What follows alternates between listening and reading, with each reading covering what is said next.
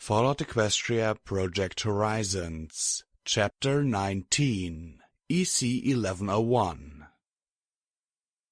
Does my crown no longer count now that I've been imprisoned for 1,000 years?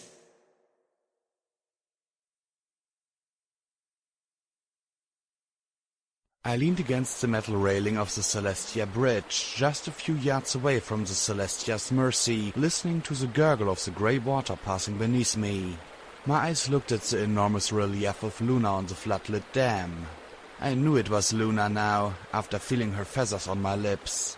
She gazed down at me despite the holes the zebras had attempted to blast in the concrete. "How are you feeling?" Priest asked as the black pony quietly walked up beside me. "Still have a fever?" He raised a hoof to touch the side of my head. I grimaced, pulling away. He kept looking at me with that annoying gaze that wasn't trying to get me in bed. I coughed a few times, proud to resist the urge to spit in the river. "Oh, me? I'm fine. I've faced the wasteland's worst. A little cold isn't going to nail me." I tried to keep up the act for a moment longer, then slumped a little. "Honestly, my nose is running worse in this river and my throat's been scrubbed with a rusty wire brush. But I do feel better. Thanks." He smiled a little more at that. I didn't even want to mention the injury to my gut. "You're welcome," he said, hooking his forehoofs over the rail next to me and looking at the water flowing underneath on its journey to wherever rivers go. There was a moment of silence. "You've changed." I closed my eyes with a little smile. "I picked up this nasty habit called thinking. Pretty bad stuff. Cost me all kinds of misery." I sighed and shook my head, still smiling. "I'm not very good at it." Since I'd gotten up and about, I bumped into Sakashi and her foal. Priest, Harpika. Chapel was starting to look more like an actual village, even if 3/4 of its population were still colts and fillies. Of course, one thing hadn't changed at all. The capmonger had greeted me with a look promising that, when I left, I would be capless. I just hoped she didn't clear me out before I paid for EC-1101's decryption. Provided the file even remained in my pip-bag after being struck by lightning, of course. There were ponies who were very good at it and still didn't realize that they were doing was wrong. He sighed. "Anyway, I wanted to thank you for all your help." "Me? What did I do?" "You cleared out Blue Blood Manor enough for us to be able to scavenge it safely. The society will pay nicely for statues, cutlery, and stuff that isn't rotted. We can use that money to buy some decent building materials and try to expand Chapel. I don't know if you saw, but we're getting a little crowded." Trade is going to save the wasteland. Maybe it will, Bottlecap. A village expanding, growing. I'd tried to do just that 2 days ago. I smiled softly. "Well, let me know if you need any help." I looked at him again. "Could you not touch one room, please?" I told him about the memory orb and vanity and showed him the ladder. "He apparently did something bad, but for all that, I still think he was a good pony." He looked at me and then gave me a little nod. "So, now what's your plan?" "Oh, I'm a bad pony to ask for a plan," I muttered. "Something always seems to explode when I plan something. So for now, nothing." I couldn't tell him that Watcher had made the arrangements to meet with my data analyst. I'd best stay put until Bottlecap contacted me, however she would. "Got a place we can lay up for a little bit? At least till the funeral?" We'd be burying roses in the cemetery. She might not have always been a very good pony, but I still felt that she deserved to be buried with respect. "Funny you should ask that. Care for a walk?" he said as he gave me his easy smile. I had to admit I was a little intrigued. We walked back to the shore, but instead of heading southeast towards the town, he turned sharply south towards the hills and the dam. I could hear the sounds of water running through the spillways as we made our way up. Then I spotted the house, sheltered from the side of Huffington by a low ridge of rock. It looked out across the graveyard swath of yellow grass and Chapel beyond. "I haven't been inside in years, so be careful," he said as he walked towards the front door. There were little miracles growing beside the door, small flowers that looked like yellow and gold balls of color. Flowers. Actual flowers. Walking to the door, I reached out to the latch with my hoof and found it locked. Automatically, I reached for a bobby pin and focused, trying to remember exactly how to open it. The pin stuck and snapped. Shoot. He tapped my shoulder and coughed with a hint of amusement. I looked up and saw the key floating beside me. Oh, sure. Do it the easy way. Still, I took it and opened the door. As I stepped in, I checked my EFS for intruders. Nothing on it, so either the place was empty or there was a cloaked zebra hit squad in there. Or the damn pip bug had been struck by lightning and I'd forgotten. Ugh, why couldn't I be a smart pony? The cottage hadn't been occupied in quite some time, but it looked like it'd been inhabited in the last few years instead of just the last few centuries. A layer of dust covered every inch of the place, and there were water stains on the ceilings and floors from old leaks. Still, it didn't reek that badly of mildew, and what furniture I could see was in pretty good shape. Metal dinnerware was stacked neatly in a corner kitchen, and some old pillows set before a stone fireplace. There was also stars everywhere, painted on the ceiling, carved into the stones, made of polished copper, silver and brass, and nailed to the wall around a crescent moon. It had a feeling of great age to it, and I couldn't help to touch one of the six-pointed shapes carved next to me. What is this place? I asked in awe. We called it the Star House when our Lost and I lived here, he said with a wistful smile. I glanced at him, wondering if he knew that our Lost had returned in Reaper armor. I wasn't sure. She hadn't come into chapel with us, saying something about fixing her armor. What was your relationship? Know him? I fucked him. Or I wanted to. I couldn't help myself as I smiled. What was it about good bugs? He looked surprised and maybe a little concerned, but answered. I was an orphan. My parents came here and made the pilgrimage, though of course no pony caught it that yet. He sighed, his eyes looking at something more distant than the walls he faced. I couldn't go with them. I stayed behind and eventually wandered into the church. It was a mess, vandalized and defaced, but I felt a purpose in restoring it. I met our Lost shortly afterwards. She wandered down the road, I think looking to make the pilgrimage herself. Scared, confused, maybe even a little mad. We talked for hours and I earned her trust and she decided to stay a while. He chuckled softly. I thought she was my first success. I smiled. It'd be okay to tell him. His wistful smile hardened. Then she killed a foal. What the fuck? I blinked and cocked my head, forcing a smile. Or a grimace. Come again? He looked at me, both angry and sad in equal measure. We'd started collecting the Crusaders. For a time she was happy, wonderfully happy. She said she'd never gotten to be a Crusader, but she couldn't tell me what she meant by that. Only as time went on, she became odder than usual. The fact she didn't get older was strange enough, but she talked to herself or mother in strange languages. One morning, a foal was found strangled. The hoof marks on her throat were too large to be made by anyone here except our Lost. Old anger and sadness lingered on his face. She denied it, but I couldn't trust her alone with the faults anymore. And worst of all, I'm not sure she believed it either. We couldn't kill her. She had a strange ability to heal injuries, like she had the built-in healing talisman, but she couldn't stay. A lot of the oldest Crusaders still miss her. And from the tone in Priest's voice, he did too. So I moved into a house by the road proper and locked this place up. I thought about our Lost laying with Thorn between her hoofs in the garage. If we hadn't been there, what would have happened? I swallowed hard, definitely feeling some hard question coming for Rampage. I hoped she didn't kill me for asking them. It's a wonderful house. Thanks for showing it to me, I said as I looked at it with a sigh. It was like a house in the stories I got to read as a filly. Well, when I was interested enough in reading, which wasn't often. Priest chuckled softly. You misunderstand. I'm not just showing it to you. He floated the key to me and put it in my mouth. I'm giving it to you. My butt and the key hit the floor. You're giving me a house? This house? I don't want it. I don't even count it as mine. I was just holding on to the key, he said as he looked at the stairs. It needs some fixing, but your friends can help set that up. There's some furniture upstairs, old belongings. We never used it and it felt rude to just throw it out. But why? I asked, feeling a little lightheaded. I didn't build you turrets or make walls or kill any pony for you.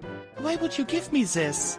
So you'll stop by chapel more often, of course, he said with a simple, pleasant smile. I kissed him. If my legs had been cuffed and hobbled, I still would have found some way to kiss him. He did not kiss back, and when our lips parted, I looked him in the eye.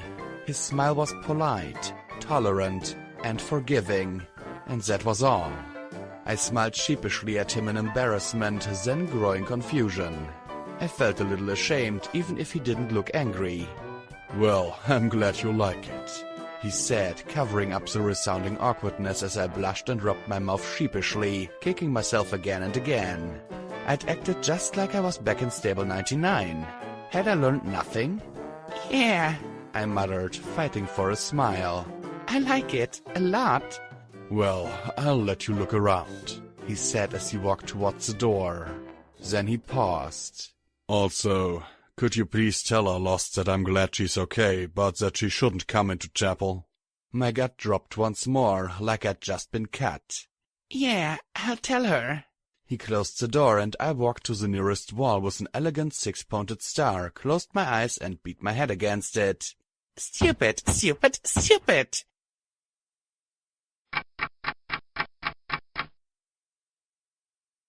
A while later, after my head stopped feeling as if some pony had hit it with a wall repeatedly, I poked it into each of the small rooms. The two other rooms on the first floor had clearly been lived in by Rampage, our Lost, and Priest. Thankfully, it looked like they hadn't been sharing them. The first room I checked probably wasn't Priest's, since it still had so much stuff in it, though I wondered if he'd cleaned up. It seemed remarkably neat for what I expected of Rampage. I found a quite dented brass star-shaped badge that said Huffington Guard. There were also a lot of books, police procedurals, murder mysteries, and books on forensic science mostly. She'd also collected wooden carvings of ponies. No, of zebras. I frowned as I looked from one group to the other. Munching on 200-year-old peppermint sticks I'd found in a desk drawer, and only a little bit dusty, I peeked into what I assumed was Priest's room. It was mostly cleared out, but there were sketches and drawings of the church. A picture of Celestia's window was pinned to a wall over the bed. Beyond that, there wasn't much left. I peeked at the full waste paper basket and lifted out the wats. Why throw these out? I muttered softly as I smoothed them out. Our Lost looked back at me. The look was posed and done with more detail than even the drawing of Celestia's window. I stared into her eyes. Priest should have had a pencil for a cutie mark. No wonder he hadn't wanted to kiss me. He'd loved her. Then she'd done something. Had she really killed a foal? How can you love a murderer? I picked out the intact drawings from the trash, took the ones on the walls down, and collected them in a small stack in the middle of the room. I'd return them later. I thought that maybe, could there be some way? Perhaps if I sighed, always trying to save ponies. I wondered just how long it would take for me to be contacted. Would Bottlecap send me directions? Should I be listening for a clue from DJ Pawn 3? Maybe I should try and find out how to repair my pip-bug. Virgo Zodiac said she studied them, but I had no idea how to find her or if it would be safe to contact her. I sighed as I walked upstairs. Clearly this was where most of the belongings of the previous tenants had been stored away. Priest's horn was visible here too. All throughout the upstairs were nice neat boxes that only showed a little bit of rusting. I walked in on a room with a full moon painted right above the bed. Curious, I opened the closest metal box and saw a number of slightly warped photos and other knickknacks. A young light blue unicorn in thick glasses and braces grinned beside the far younger-looking Twilight Sparkle and Cheerilee. She was levitating a little model of the globe with the sun and moon orbiting it. An award rested around her neck. I reached down and pulled out the little medal still hanging on the blue ribbon that once hung around her neck. Ponyville Junior Astronomer Award. Then a picture of her older, still wearing glasses but without the braces. She stood in a blue uniform beside a dozen other mares. Space Mares read a caption under it. A blue unicorn smiled at me through her thick glasses as she stood before some massive pieces of machinery. Another had her with a small cluster of ponies looking up at a model of the stars and planets. And another was her meeting with Twilight Sparkle and Applejack. The blue unicorn clearly possessed an eager hoof shake, as it looked like she was trying to shake off the purple unicorn's leg. As I looked at the streaks in their manes, I frowned. It was amazing how similar they looked. Had Twilight Sparkle had a sister? Then I looked at the next picture and my frown deepened. Was it a missile? No. It looked much too big for that. Like a minaret mounted atop a delicate jewel-encrusted and alabaster spire supported by 4 tapering buttresses. Some kind of rocket? Picture from the moon. My entire body went numb as I stared at the image of a world hovering above a grey horizon of faintly luminous white dust and rocks. The sun silhouetted the world above me, but I could see the tiny winking lights of cities, the darkening blues of what I could only imagine were seas, the greens of plains and forests. It looked so small and fragile, surrounded by all that darkness. Yet there was light too. Modes of light, more beautiful for all that harsh darkness around them. The stars seemed to be welcoming, teasing, taunting, maybe even flirting a little. We went to the moon, not in some kind of fairy tale of an alicorn banishing her sister to the moon, but actually traveling there. We did that, I realized as I looked at the next picture, showing the rocket sitting upright on the open and empty plains. It possessed a terrible loneliness, stark but beautiful, pensive. Like Princess Luna, I found myself imagining. There was only one picture of the blue unicorn on the moon, and I gawked at the strange bubble helmet and silvery gem-studded suit she wore. From the way she hovered in the air, upside down as if in the middle of a somersault, I wondered if it was the suit or the moon that was allowing her to float effortlessly like a Pegasus. Another picture showed white, cloudy gems embedded in the stones and glowing with a strange light. The moonstones seemed similar to the talismans that Glory had collected, only lacking any kind of spell glyph within. Maybe they were the source of the moon's gentle glow? I lifted the box from the stack and set it on the floor before me, looking deeper into it. I perused the newspapers behind the photos. "Back from the moon," proclaimed one headline, the picture of the rocket sitting back on Equestria with dozens of ponies gathered around it and cheering. The next had a front-page article. Our future on the moon. But it was crowded out by a report of a terrible zebra battle south of Huffington. The next paper, dated a month later, read "Scandal Strikes the Moon Program." And then, "Astromare Marigold a moon mama? What trick did you pull to land in the cockpit?" The last, "A space program suspended indefinitely pending investigation." I looked at the picture of the mare smiling radiantly on the moon, then at the picture in the paper of a tiny-looking mare sitting before dozens of frowning, scowling ponies. A tiny little side article read, "Ministry of Arcane Sciences preserves Space Explorer Marigold's ministry stipend." There was a little quote. "Never has a mare sacrificed so much to go so much farther than most ponies could ever dream. Twilight Sparkle." Finally, perhaps most heartbreaking of all, was a small picture. It wasn't of the moon or on the front page of the Huffington Post. It was of a tired and sad marigold digging in her garden with an old brown bug looking on with his own sad eyes and passing her some of the colorful poofy flowers I'd seen outside. Beside her rested a basket holding a purple unicorn foal batting at a little star tied to the handle. A wrinkled note lay folded beside that picture. "Thank you for the flowers from your garden, Hoss. I just know the Terror will love them. If she'll stop eating them." There wasn't anything past that. I wondered what had happened to her. I wondered if she'd died in the bombing. I wondered if there was anything past that sad photograph.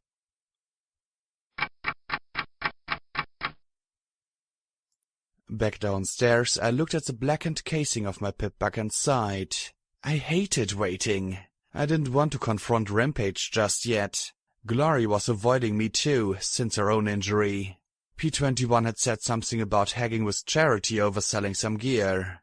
I thought of visiting Sakashi, but honestly I was simply drained by my disastrous attempt at romance and thinking about that poor mare who'd been to the moon and been ruined for it. And as for trying to rebuild some sort of relationship with Priest, really, I probably wouldn't have less of a chance than I did now even if I decided to shoot him. It was probably a bad idea, but I levitated out Vanity's orbs.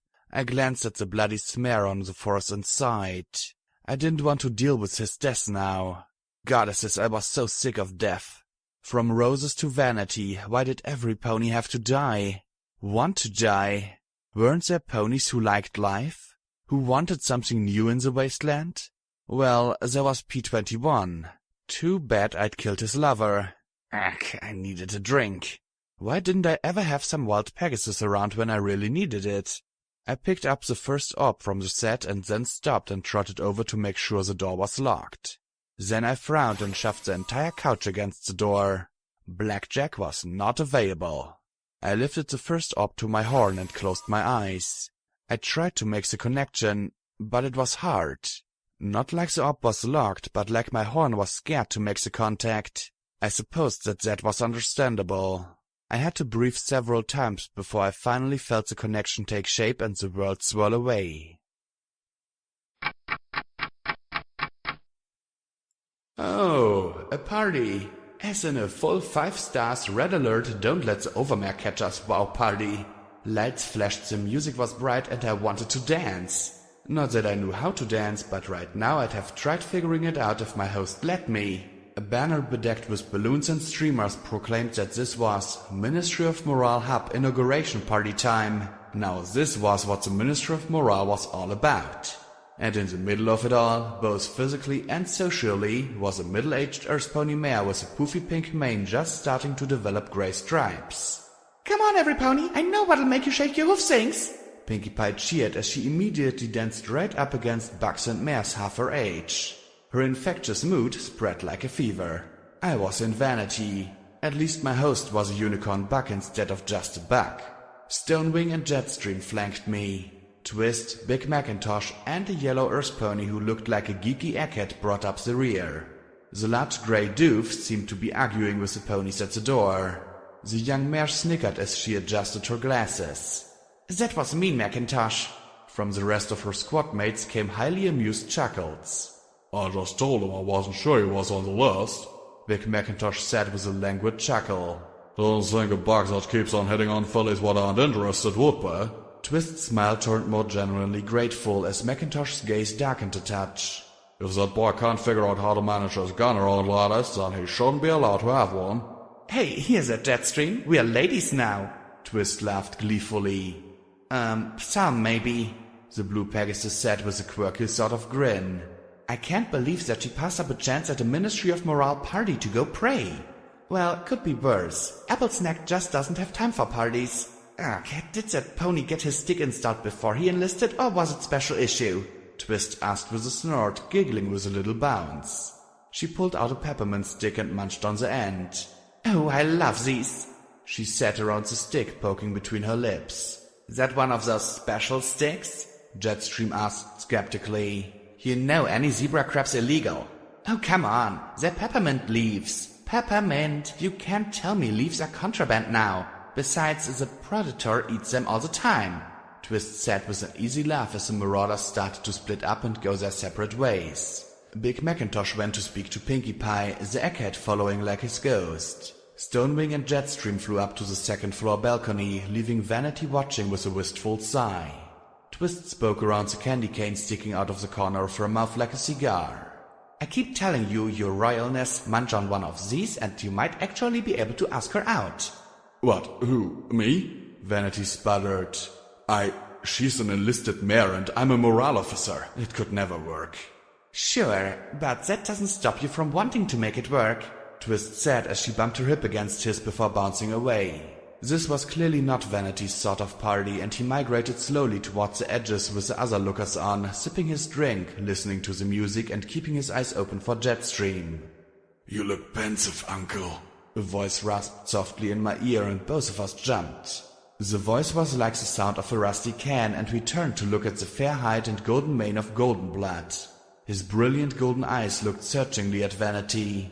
As he talked, his breath rattled so harshly in his chest I could hear it over the blaring music. Hardly the Grand Galloping Gala, is it? Golden!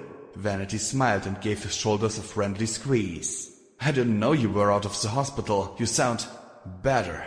To be truthful, he looked probably as bad as me. Dark hollows hung around his eyes and his hide had unhealthy blemishes on it. He wheezed softly with every breath. Thank you, Uncle. I'm sorry I didn't get to attend your commencement, he said in that soft, horrid voice. It's exceptional that you signed up at all. I don't know any other aristocrats who volunteered for a frontline position. Vanity gave a disgusted little sigh. After so many inspirational speeches, I thought some pony would have to sign up. At least a token noble. He tried to smile dismissively.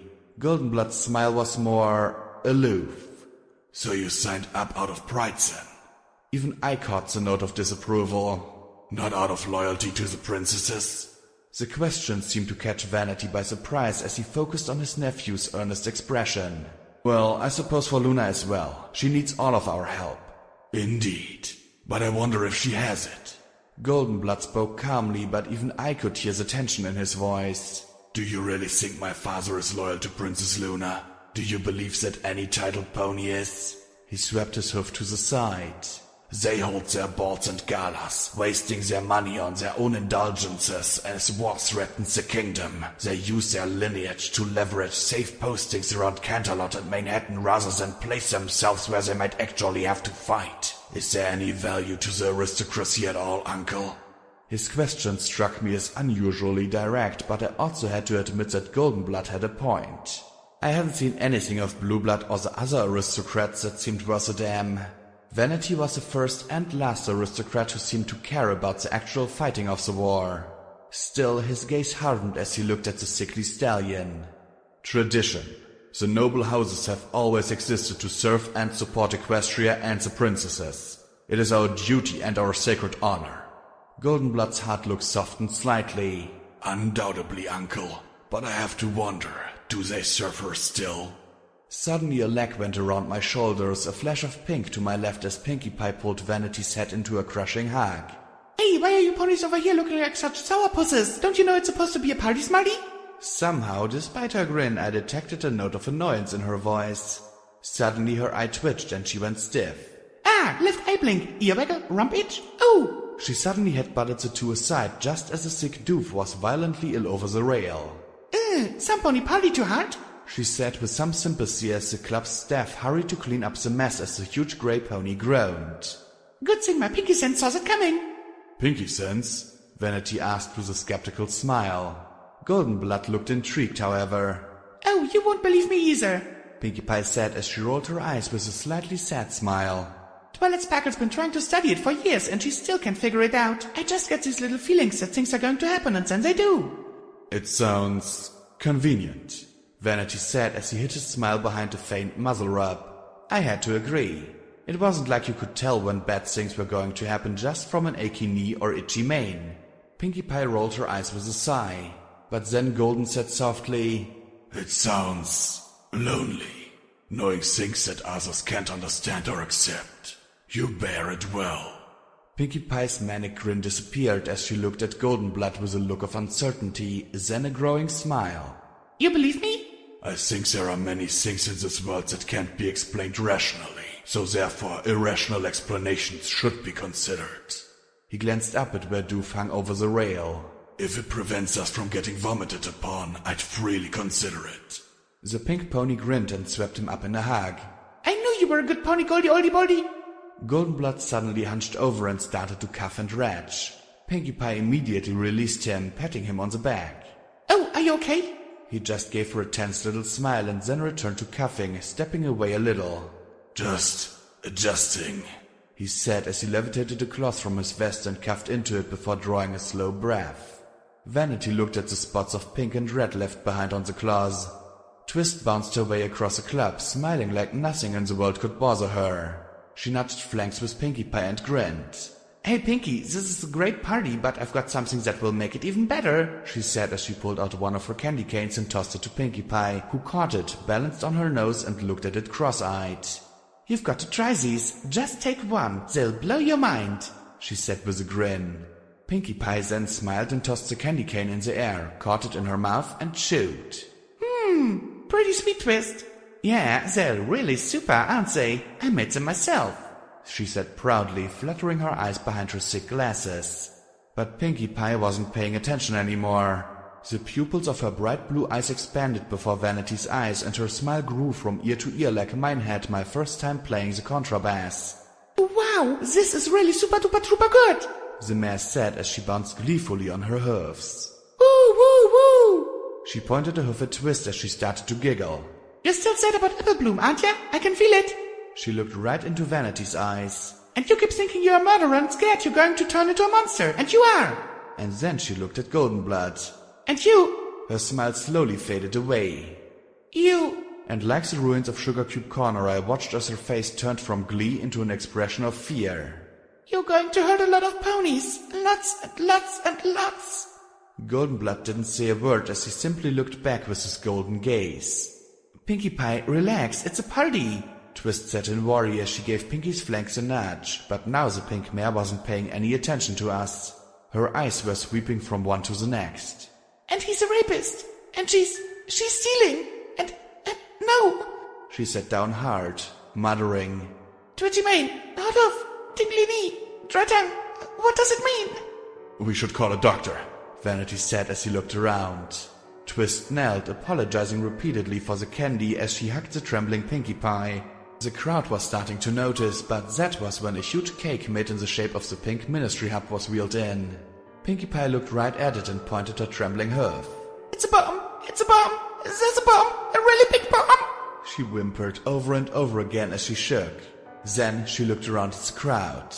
You have, there's so many ponies. You have to do something. Twist looked skeptical.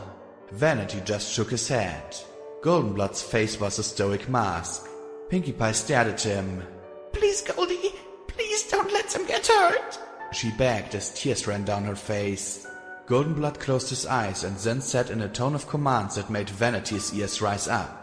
Vanity, get a message to the Huffington Guard. There's a terminal you can use in the club's office. Tell them some pony planted a bomb at Prance. Twist? Yes, find Big Macintosh. Tell him the cake is a bomb.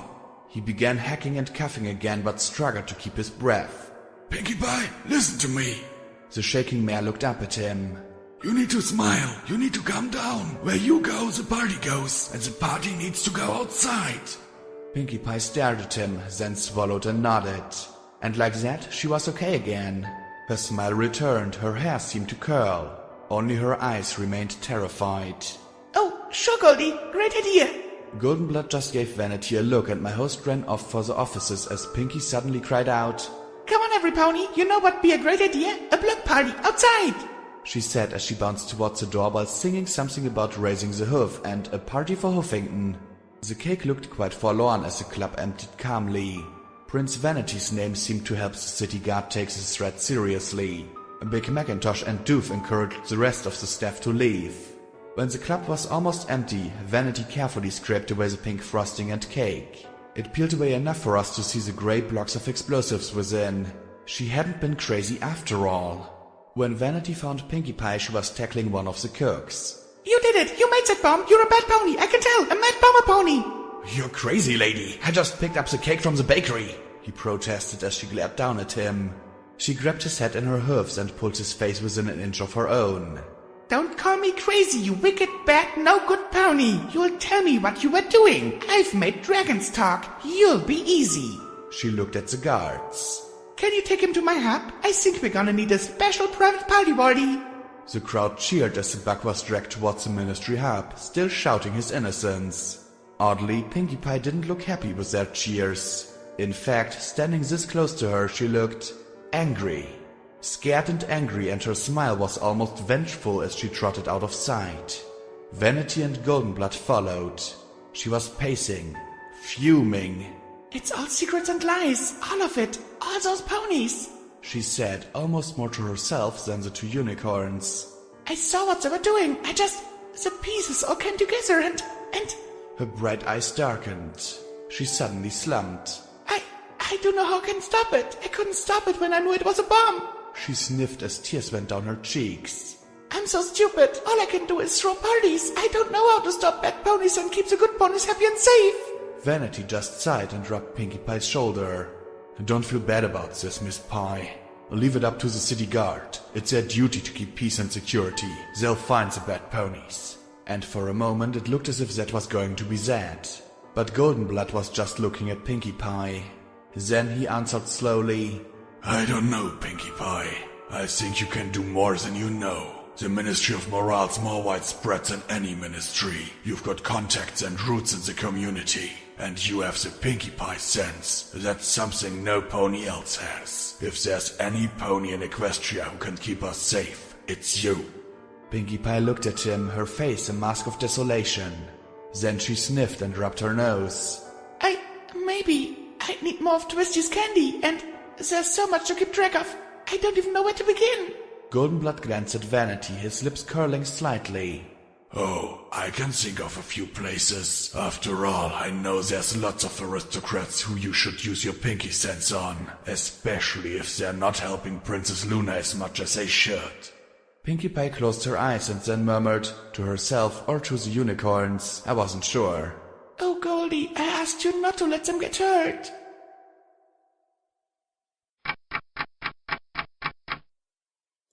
I jerked out of the memory and at once took stock. I was still on the couch, pressed against the front door. I wasn't disemboweled. Deus and Blueblood hadn't resurrected themselves and come out of the darkness to gang-rape me. No sprite bots.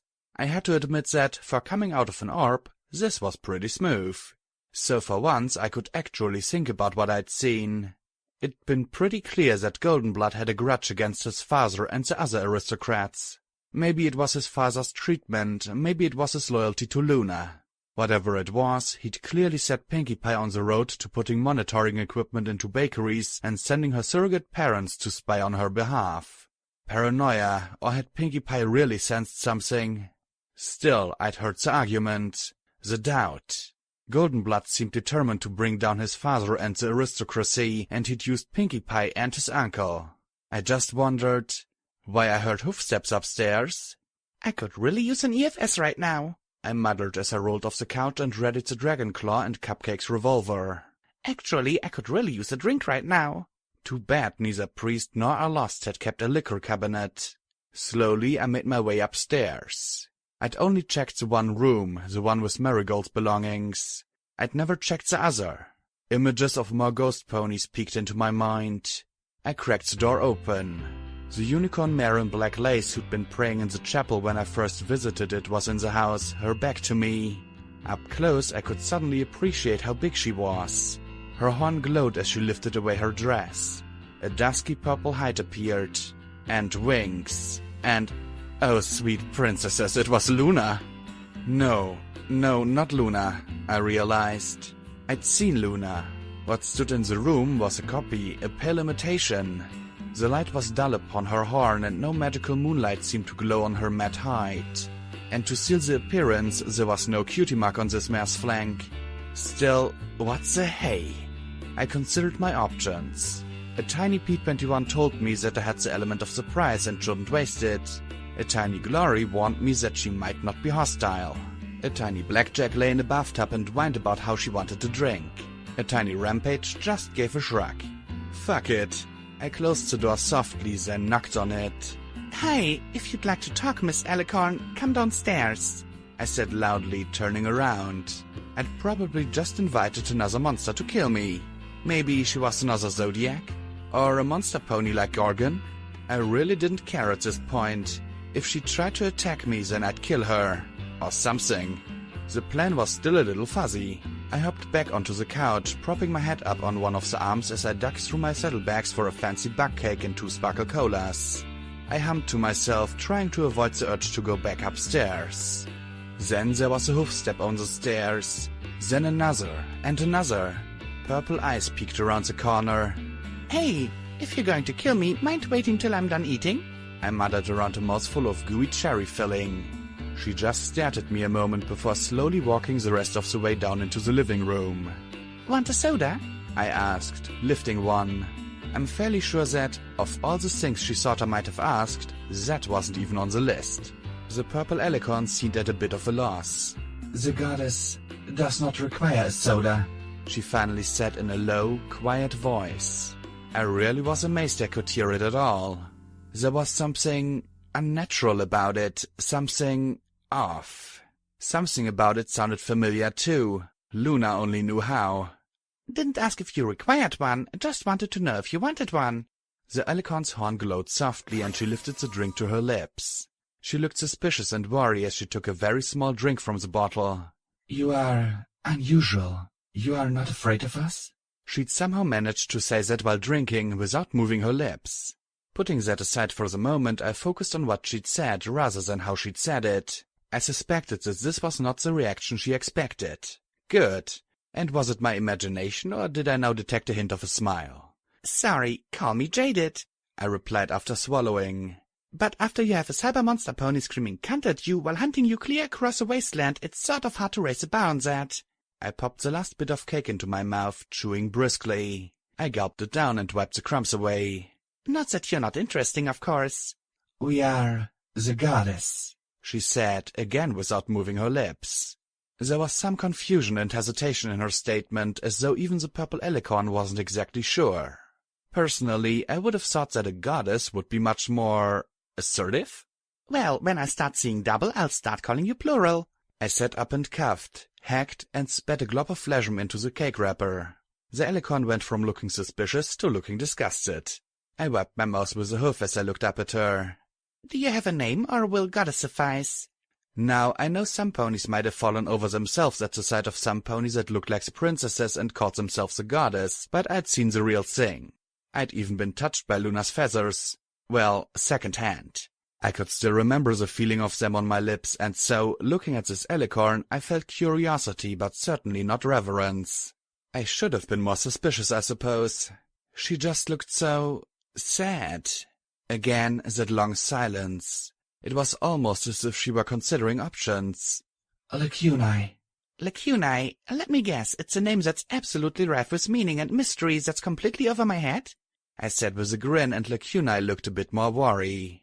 Well, my name is Blackjack, but you know that already. You've been watching me for some time.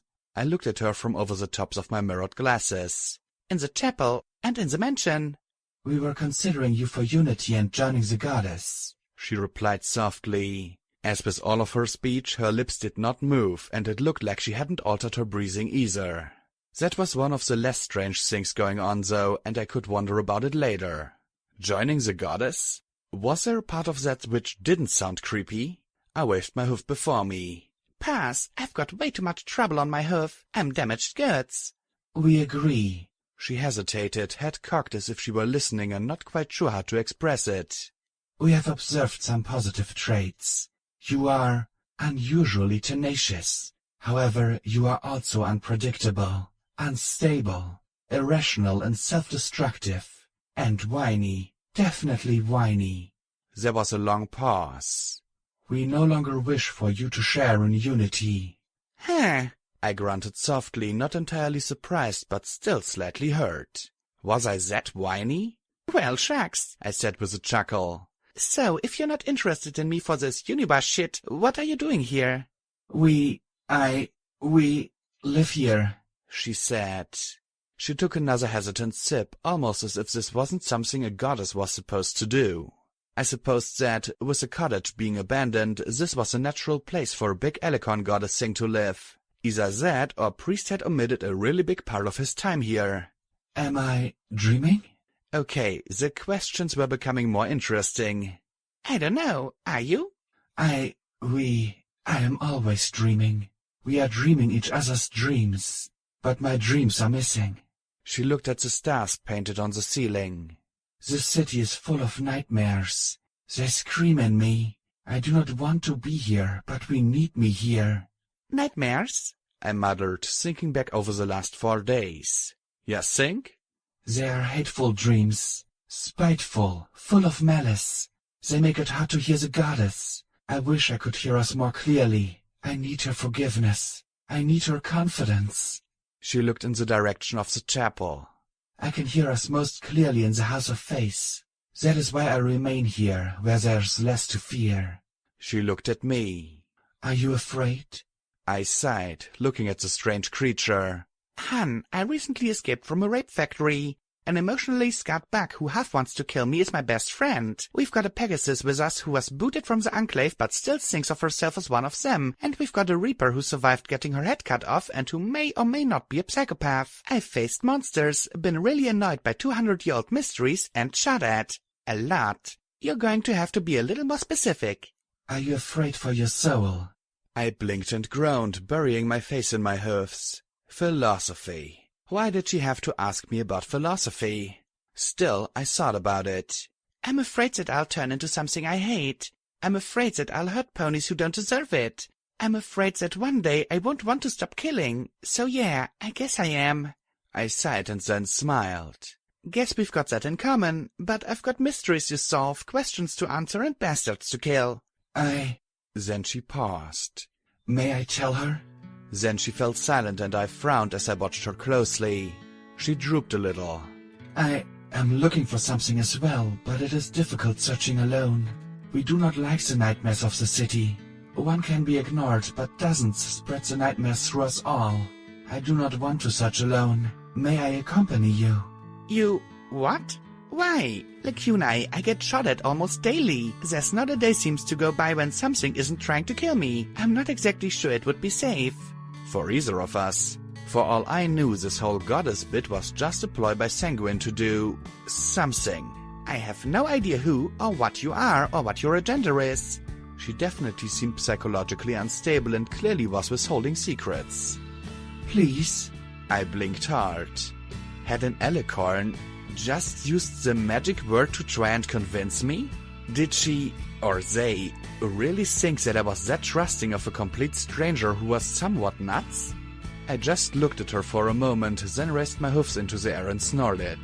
Welcome aboard. You get the dishes Tuesdays and Thursdays. Just make sure you try to schedule your emotional breakdowns when they don't conflict with ours. One of us is bad enough, but when we all get going... phew.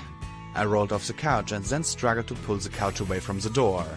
Then a brighter glow enveloped the couch and easily pulled it away. Great, and she was stronger than me. It was probably because of her great, big... I didn't need a case of horn envy right now. Okay, I need to fill in my friends. I need to make sure Glory is okay. She almost got eaten last night and she's been acting weird.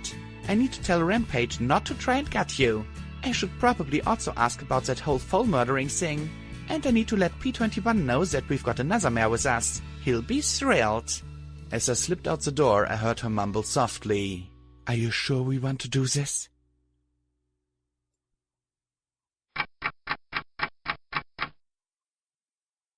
I know. There wasn't much of this that wasn't branded really bad idea, but despite that, I had to admit that there was something about her that made me want to help. Okay, she wasn't a normal pony, but it felt so much like she was... lost.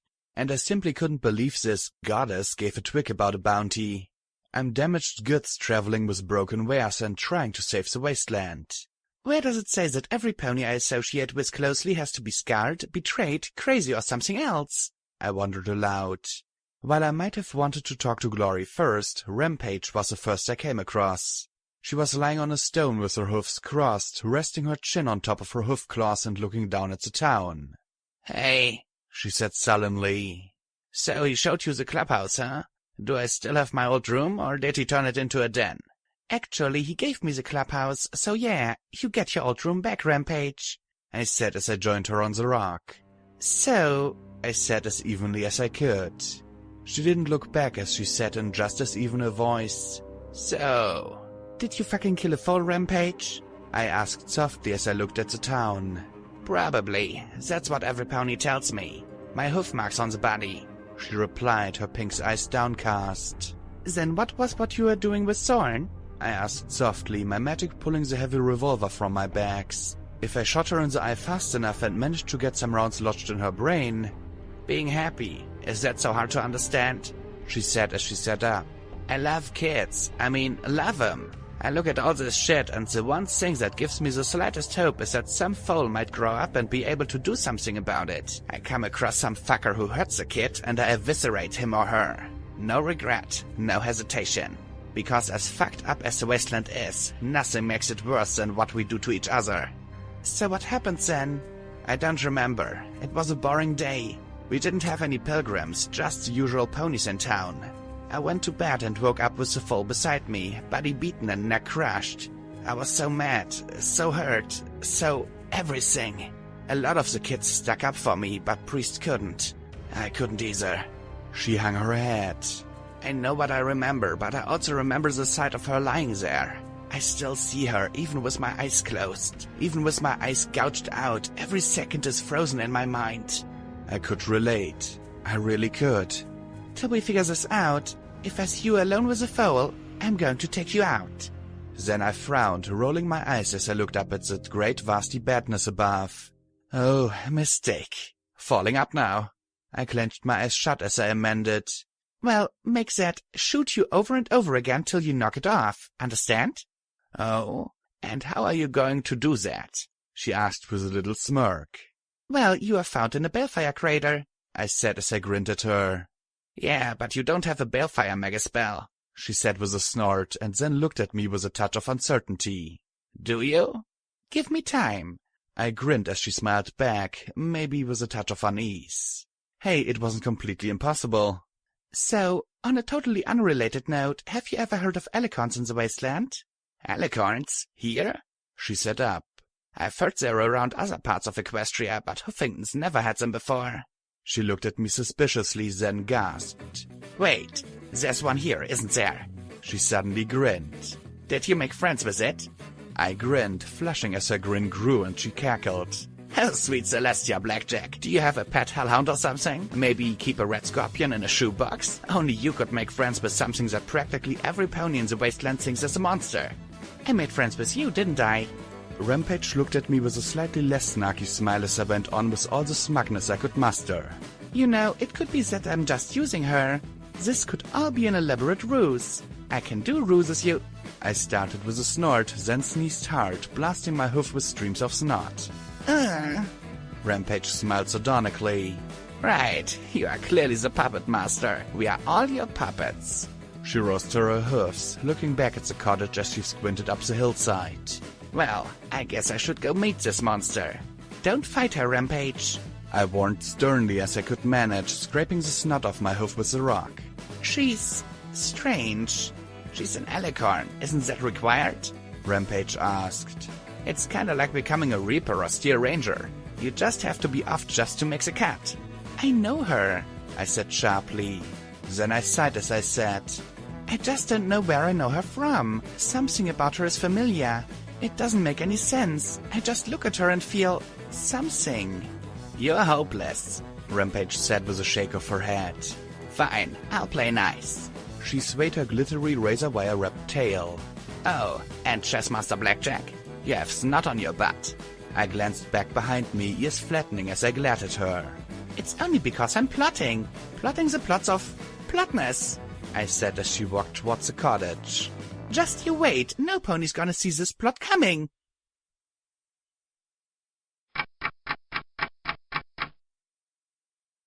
Once I'd dealt with the boogers on my butt, honestly I had a cold, couldn't they cut me a break? I headed into town, where I heard the delightful sound of Charity getting murdered. Okay, technically it wasn't delight, but could any pony blame me if I did feel just a bit pleased? You're trying to take advantage of me, Charity cried as she stood on a stack of crates. I work, and I slave, and I try so hard to get caps for the town. And you want 30 caps for a landmine? She said hard, bawling as 20 assorted folds and fillies watched on. Why are you being so mean to me? I'm not trying to take advantage of you, P21 sputtered, red in the face. 20 caps is too low, even 30 is too low, he protested as he raised his hoofs. Stop crying, I'm just trying for what's fair. 25 caps, 23. You're trying to rob me, you rob little ponies, how can you be so mean? The unicorn bawled as she rubbed her eyes. P21 wavered and then slumped. Fine, 20 caps. And just like that, the tears stopped and she said happily, Deal. Hopping off the crates, she trotted towards her bag, muttering, Stable ponies is so easy. She's not a pony, P21 muttered. She's some kind of bottle cap collecting monstrosity. She shall own the wasteland someday, I agreed solemnly as I sat beside him. So, what you buy? Believe it or not, these fillies dug up some decent stuff. I was just hoping to hang on to some more mines rather than sell them all, he said as he returned with a huge stack of caps and set them on the crates. Is that all my caps? All 2,000? You don't trust me? She asked, her eyes going wide with hurt. He smirked and narrowed his eyes. Oh no, you're not getting me with the waterworks this time. And then Charity sighed, a soft little heartbroken catch in her voice. I knew I'd never get away with it. I mean, we try so hard to get ahead here, but I know all too well how tough things are. She turned and started to walk slowly back towards her store. I'll get the rest of them. It sounded like he'd demanded her prized teddy bear or something. Even I looked at him with disdain, and these were our caps.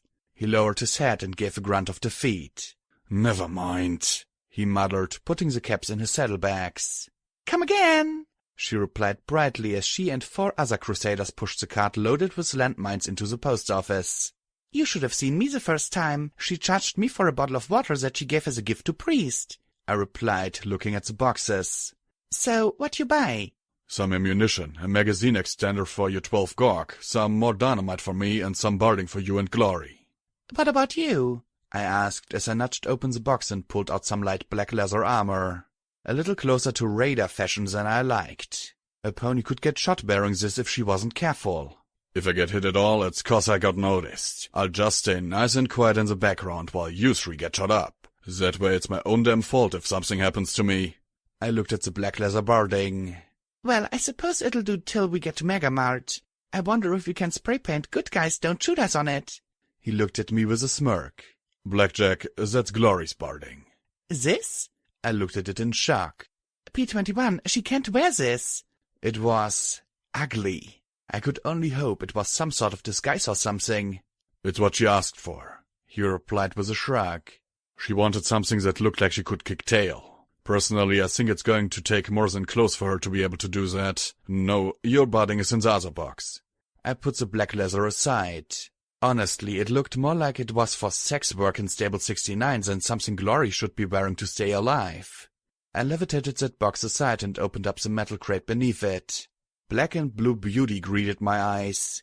This armor wasn't just reinforced security barding, it was actual combat police armor like I'd seen on the back pages of the Ironshot firearms catalogs. Magically treated black ceramic plates on a matte blue Kevlar jacket. This was armor for my whole body and wouldn't leave my belly exposed. Blue blood couldn't... Okay, not thinking about it. Not thinking about guts spilling out all. I smacked myself hard, much to the alarm of P21. I took a deep breath, trying to will my heart to slow. Sorry, just making sure this wasn't a dream.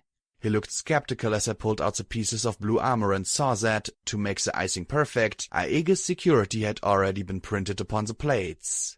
Oh, I could kiss you, I said as I hefted the armor. Yeah, please don't, he said, raising his hoof toward me away as I wiggled into the combat armor. Does it fit? I blinked and then looked back at him. You know what's weird? Barding always fits. I have to wonder if there's some kind of one-size-fits-all spell made into these things. Kinting it up under my belly, I had to admit that it was a little heavy, but not as much as the reinforced security barding had been. It had a sling for a shotgun on the left side and a loop for a baton that would hold my dragon claw on the right. It even had saddlebags with pockets for holding healing and restoration potions as well as cams. As I redistributed my stuff, I told him about the Star House. He smiled. Then I told him about why Rampage hadn't been seen around town. He stopped smiling. And then I told him about Lacunae. He seemed more upset about her than about what Rampage had told me. How do you know this goddess thing isn't some kind of trick? I gave her a chance to attack me and she didn't take it, I replied as I snapped the combat helmet into place. Thankfully, my glasses still covered my faintly glowing eyes. I don't know. She's strange. I want to figure her out. He sighed. Does she seem like she has some psychological or emotional problems that you think you can help her with? I said, tapping my hoofs in front of me as I flushed.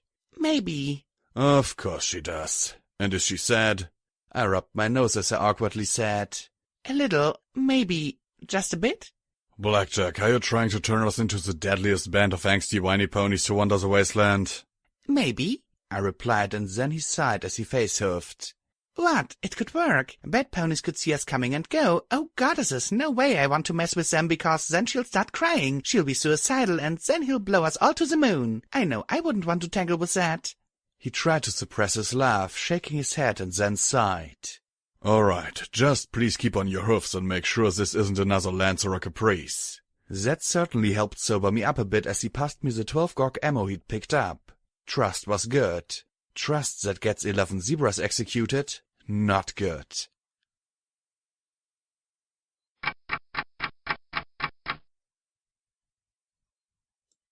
Speaking of zebras, I really didn't expect to see Sakashi kick Glory in the face when I encountered the pair. My eyes widened as I went for my dragon claw before a pink pony in my saddlebags bucked me upside my head and I noticed Sakashi wasn't pressing her attack. "You are rushing, fallen bird. Do not be in such a hurry to hit me that you fail to connect," the zebra said as Glory picked herself up out of the yellow grass. Sakashi glanced at me, her smile widening before looking back at Glory. The grey Pegasus hadn't noticed me approaching while she was picking herself out of the grass. "Why do you wish for this, fallen bird? You are not a fighter like your friends." Glory shook herself hard. "I told you, I'm sick of being useless all the time." "Glory? Useless?" "Back in the mansion I survived only so long as Rampage was around. The second she wasn't, I got stuck in a stove," she said as she started to shake. "I couldn't even help Blackjack against Blue Blood. He cut me without even looking back and I just sat there as he got at her. I nearly got her killed." Glory shouted back. "It is a poor fighter who forsakes their strength for a weakness, though I know very funny stories of fighters who do just so," the zebra said with a wistful smile. "Perhaps I should write a tale of the fallen bird who wished to fight like the dogs because she thought her wings too weak." Her green eyes looked back at Glory. But how would the story end?" Glory panted and hung her head. "I don't want to hear stories. I saw what that slut was trying to pull. I knew it was Caprice and I didn't tell her. She does everything for me. She saved my life and I just stood there as she was dying in front of me on the road. Rampage got her to scalpel, not me. P21 killed Blue Blood, not me." She sat down hard, hanging her head as she started to cry. "I can't do anything." "You caught me," I said softly as I walked up beside her, taking off the helmet. Damn thing was uncomfortable. "Oh my, look at the sun. I believe I owe the Crusaders a story about two friends helping one another. Excellent story, very funny. Remind me to tell you sometime," the zebra said as she turned and trotted away.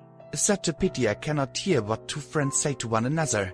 I walked to her and lifted the black, spiked barding from the bag. "So, I'm guessing this isn't some sort of disguise thing," I said as I sat down beside her. She turned her head away from me. "And I'm guessing that fallen glory isn't so much about keeping your identity secret as trying to be all tough?" "I have to be tougher, Blackjack. For you, She flushed as she stood. "You do everything. You get shot, blown up, cut up, hunted and betrayed.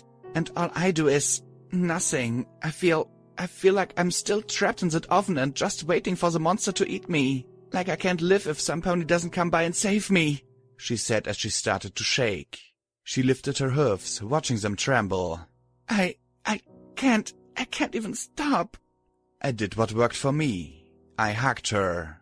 I held her as she quaked in my limbs. She wanted to be stronger. She wanted to be better. "You help me, Glory. Whether it's with your beam guns or with just being good and loyal, you help me." I stroked her mane and then looked into her eyes. Despite Priest's healing magic, a thin scar remained, running from her brow to her cheek. She'd nearly lost an eye to the strike. She kissed me. It was probably the most awkward kiss in the history of pony kisses. I was so shocked that I barely moved, and she pulled away, her budding hope crumbling in the face of my stupor. "I'm sorry, I guess I can't even control myself," she muttered as she looked away. "No, I just didn't know you felt that way." I was certainly stunned by it. As awkward as the kiss had been, there was no mistaking the emotion that had been behind it. "And do you feel the same?" she asked in a tiny, hopeful voice. And if I was honest, I'd crush her. "I don't know how I feel, Glory." "I know you like mares. You were with her after all," she said with a flush. "I could do that." Oh goddesses, Glory was actually trying to proposition me? "Caprice was sex, a mutual masturbation. She made me feel good, but nothing my own hoof couldn't do for me. We were just using each other," I said as I struggled to somehow defuse this emotional dynamite factory before it all blew up and she was crying. Or worse. "I don't want to use you like that, Glory." And crush. She didn't have to say a word. She lowered her head, dropped her gaze, her shoulders hunched and her front legs rubbed against each other. "I see. Sorry." Ugh. Was that as annoying for every pony else when I did it? "No, Glory, you don't have to apologize for anything," I said as I hugged her as platonically as I could. "It's just, yeah, I have sex with mares. and bugs. It's all fun. But you're different. You're special, Glory, and every single pony I've been with was just sex. That's all it's ever been. If I were with you, if we were together, I'm afraid it'd be the same. Then you'd stop being my friend and then you'd leave, and I don't want you to leave. So, she fidgeted. What now? I sighed and chuckled. I don't have a clue. I'm not the smart pony, remember? Be kind. Right now, it's something to think about, but what I'm more worried about is you feeling like you're useless. You're not useless, Glory. You're the only pony in the wastelands that has a clue how to deal with the radar disease. You keep me going when I'm doing everything short of falling on my face. Heck, even when I'm falling on my face. I guess so, though I don't know what good I am with the disease. I'd need a lab and months of work to come up with a treatment. She looked at the black barding. I'm just sick of seeing you get hurt protecting others when I can't do anything to protect you. Don't worry about it. I'm security. It's part of the job. I said, giving her the easiest going grin I could. She sighed and shook her head sadly. Oh, Blackjack. She was smiling, so why did I feel like I'd said the wrong thing? I told her about Rampage and Lacunae, and we were both grateful for the change in topic. Her caution mirrored P21's, but she seemed far more interested in the Star House. You say there are pictures there from the moon? From the actual moon? In her excitement, she seemed to forget all about the awkward patch we'd stumbled upon. Well, it looked like they were from the moon, and from the newspapers she'd kept, it seemed like it. Why? Does it matter? Well, we thought that the Equestrian space program was a hoax, just a way to stir up public support during the war that got axed when it failed to produce weapons or a boost to morale like it was designed to. We didn't even know if Marigold existed or if the scandal was just a way for the program leaders to wash their hands of a wasted experiment. I mean, the launch center is real enough. I think there's a ghoul village there called Rocket Town. You can see it from the skyport. But I never thought in a million years that those rockets could actually fly once. Apparently they did. Once. I said, glad to see that she hadn't put on the dreadful barding and happy that she'd cheered up a bit. What do a bunch of ghouls want with rockets? Oh, there's some sort of cult or something. Plan to fly to the great beyond or to some far-off promised land. Since most of the space center is radioactive, we never went there. But Orion's hurt is decent enough if you don't mind ghouls. From her shiver, it was clear there were some ghouls worth minding. Well, let's get you some barding that's actually protective and not something that makes you look like a raider, I said as we headed towards the post office. Harpika strolled along with the ghoul folds in 2 rows behind her, and she gave us a very soft and polite greeting. Since arriving, the little ghouls had been quite polite and seemed too scared to wander off. A world that was more than 4 walls was an intimidating concept. I knew that first off. Still, at least the Crusaders were friendly enough and interested both in them and me. A blue colt with a cutie mark of a pitcher and pouring water even played with my black and red streaked tail curiously. Inside the post office, my eyes met Charity's and we narrowed our gazes in unison. I licked my lips. She chewed slowly on a candy cane sticking out of the side of her mouth. I walked to the counter and set the barding on it. I want to make an exchange. She neither said a word, nor took her eyes from mine, nor blinked. She just swung the candy cane around to point the tip at a sign on the counter that read, "All sales are final." Look, I don't like you. You don't like me. I get that, I said quietly as I pulled down my glasses a little to look her in the eye. But see that Pegasus back there? That really nice Pegasus? I like her and I want to keep her safe. That means dressing her in some barding that doesn't make her look like a raider. So I want an exchange. She just chewed slowly on the end of her peppermint stick. Your friend, she mute? Huh? Mute. Can she talk? Charity demanded. Yeah. Feeble-minded then? The little filly queried. No, but philophobic? Look. Charity chewed up the rest of her peppermint stick. I'm just trying to figure out if this is for her. Why are you the one doing the talking? Glory blinked and then stepped up past me. Hello, I need better armor than this, she said as she pointed at the black barding. Welcome to Charities where we ain't, she said with a polite smile. You need better barding than this? Well, yes, please, Glory said in surprise. Something light. Charity walked to a shelf behind the counter and pulled out something light blue. It had been patched up more than a few times, but it seemed tailored for Pegasi. How's that? A faded patch on the shoulder read, Equestrian Skyguard. She took it and looked it over, then back at me, then at Charity. It's good. How much? I braced myself. We'll call it a swap. You need beam guns too, I hear? My butt hits the ground about the same time as my jaw. Beam pistols, all right. Saddle rigged? Glory smiled gratefully at the filly and nodded. The filly put 2 of the boxy weapons, minus mouse grips, on top of the barding. 400 caps, and I'll even throw in some gem cartridges. Glory dug into her saddlebags for the caps as I just gaped. Thank you, and thank you, Blackjack, again, for everything. She gave a little squeal. Oh, I can't wait to rig these on my battle saddle. I just stared at her behind the counter. Why? It was all I could say just now. The filly looked at me coolly. She needed a deal. You and your friend didn't. You were just after caps. So I was just after caps. That's what Bottle Cap taught me, she said before thumping her hoof on the counter. Now are you going to buy something, or I'm going to charge you for loitering? 10 caps a minute, starting now. I ran for my wells.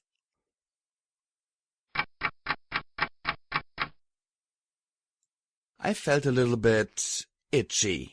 Not in a main sort of itchy so much as an it's been a good day and no ponies shot at me kinda itchy. I was starting to feel a little bit overdue for something bad to happen to me, but the skies were dry and most of the Crusaders and a few adults were getting ready for Rose's funeral in the afternoon. So why was I feeling so jumpy at everything being ordinary? Had I been so stressed for so long that I was starting to anticipate threats that weren't there? Then the skywagon swooped over the town once, and before I knew it, my revolver was out. It was the Enclave. They'd finally sent a delivery wagon pulled by a ghoul Pegasus? Absolutely everything, yes I do deliveries, was painted on its side. I looked at my gun, and at the sight of a lavender filly climbing out of the back of the wagon, and found myself starting to shake. Deus was dead. Blue Blood was dead. The Zodiacs hadn't jumped me in a while, and I had yet to find out what monster of the day Sanguine had waiting in the wings. Just breathe. I'll go get Charity, Ditzy, the small lavender pony with the blonde mane called out as 3 or 4 Crusaders rushed to the wagon to help unload boxes. Slowly I walked closer, looking at the ghoul. Her mane might be almost gone and her wings so much bone, but that gooey-eyed expression fit the poster in the post office almost perfectly. Noticing me, she pulled out a piece of chalk from her bag and lifted a slate that hung from a string around her neck. She wrote on the slate and lifted it. Blackjack? Slowly I trotted closer. That's me. Rubbing it clean, she dug into her bags for a folded piece of paper and passed it to me. I looked at her and then floated the note in front of me. Blackjack, I've made the arrangements with a person who can assist you with your decryption. She's very secretive, but has always been trustworthy in our dealings. However, she operates under some paranoid rules. Ditzy will take you to her and then back to chapel. You have to go alone and unarmed. When you reach the building, you'll have to go into a memory orb. Then you'll be taken to her. Bottle Cap. I looked at the note and then at Ditzy. She blinked her offset eyes at me, then gave me what I assumed was supposed to be a reassuring smile. I sighed and then coughed. Okay, so I'm going with you then? I had to admit, even for a trusting fool like me, there were a lot of things that could be going on. But the fact was that if I was going to find out what EC-1101 was and what Sanguine wanted it for, I'd have to trust them. I gave the ghoul Pegasus a smile that she happily returned. Okay, I'm going to tell my friends and drop off my stuff. I pointed up the hillside to the southeast. There's a house up there where you can pick me up in a little bit. Ditzy looked where I'd pointed and then nodded. I quickly trotted away to look for my friends. I was pleasantly surprised to find all of them at the Star House. I was more surprised to find that no pony had killed each other. Lacuna I sat by the stairs while Rampage cleaned out her old room and P-21 took priests. Glory was working on attaching her new beam pistols to her battle saddle. I had to admit, she looked a lot better in the Skyguard barding than that black monstrosity P-21 had bought for her. 5 ponies and only 4 bedrooms. Oh dear. I stamped my hoofs loudly on the floor. Well, good news, every pony. Rampage peeked out at me. You're pregnant. I blinked and then scowled at the smirking Reaper. No. You're drunk? P-21 asked as he walked out with a box of priest's drawings balanced carefully on his back. You seem pretty happy, but more coherent than I anticipated. No, I'm not drunk. Oh, please tell me you're not taking back again. I don't know if priests can heal the damage like Scalpel. Glory fretted. I said with a little scream of annoyance. I'm not drunk or high. I took a deep breath. I'm going on a little trip to get EC-1101 decoded, alone. The 3 of them took it about as I expected. Trusting the Alicorn is bad enough, but now you're going someplace alone, unarmed and unconscious? What if you're being sent to paradise? Deus might be dead, but Ursary still has the caps to inspire all sorts of trouble, P21 said sharply as he pointed to the door. I trust Ditzy-Do to get me safely there and back again, and if I show up armed, and with all of you, then he won't even show. Still, the more I thought about it, the more I didn't like it. But maybe there's something we can do.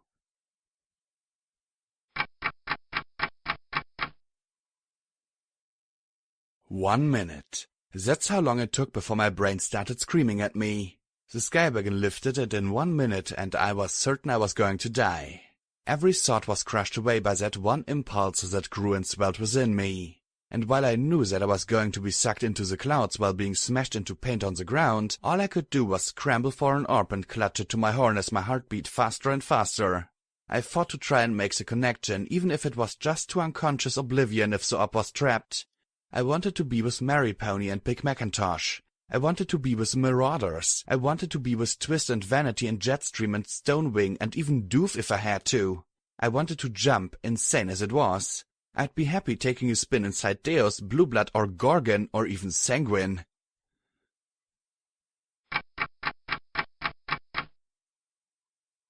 I was lying in a bed.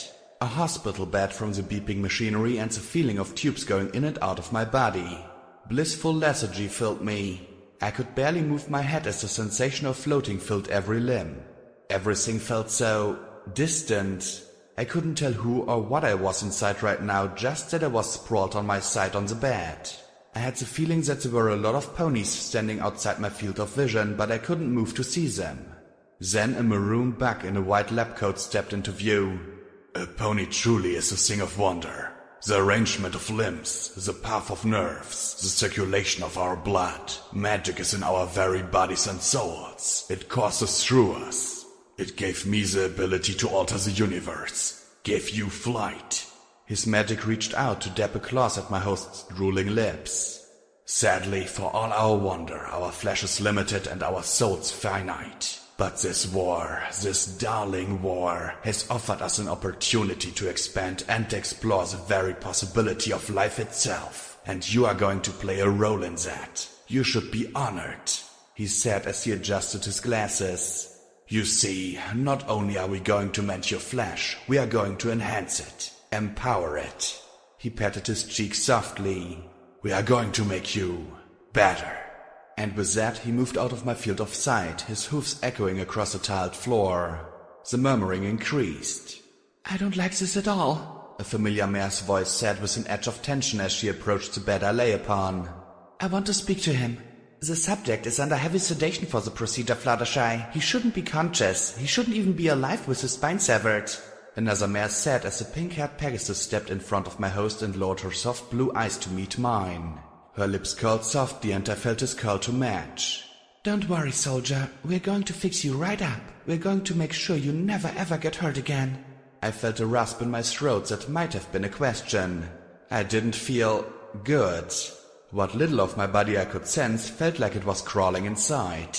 We've got his consent in writing and recording, the mare with the familiar voice said softly. And then a bright red unicorn mare with short white trimmed mane stepped into my vision. She wore magenta glasses with glittery plastic frames and a sure smile I didn't like at all. Dr. Trueblood's got the other subjects prepared for the megaspell. A glittery red hoof came to rest on Fluttershy's shoulder. We really can't wait any longer. We're already committed. Fluttershy just looked tense. Her eyes were surrounded by wrinkles. I made another noise of confusion. Something about this was all wrong and we both knew it. The red mare continued softly. They won't use the megaspell on the battlefield, Fluttershy, but we can still put it to use to keep ponies safe. That's what all this is about after all, keeping ponies safe. And he will be safe, and he'll be able to keep other ponies safe as well. He won't even have to kill zebras anymore. He'll stop them with one look, turn them back with another. Fluttershy looked at me a moment longer, her eyes full of both sadness and a terrible kind of need. A need for something. She wanted this, I realized, but she didn't want to admit it. Couldn't admit it. I think that my host realized it too as he breathed harder and faster, trying to say something. Anything to stop this. But Fluttershy just backed away and let the nurses and doctors come and gently pull back his sheet and levitate him into the air. I saw jars full of a familiar and disgusting rainbow concoction dripping into a tube that disappeared into my limp hoof. Slowly I was levitated over into the middle of a circle of unicorns. I wasn't alone. Something else floated there as well. Something I first thought was some kind of chicken. Then I noticed the wings, the claws, the serpentine body.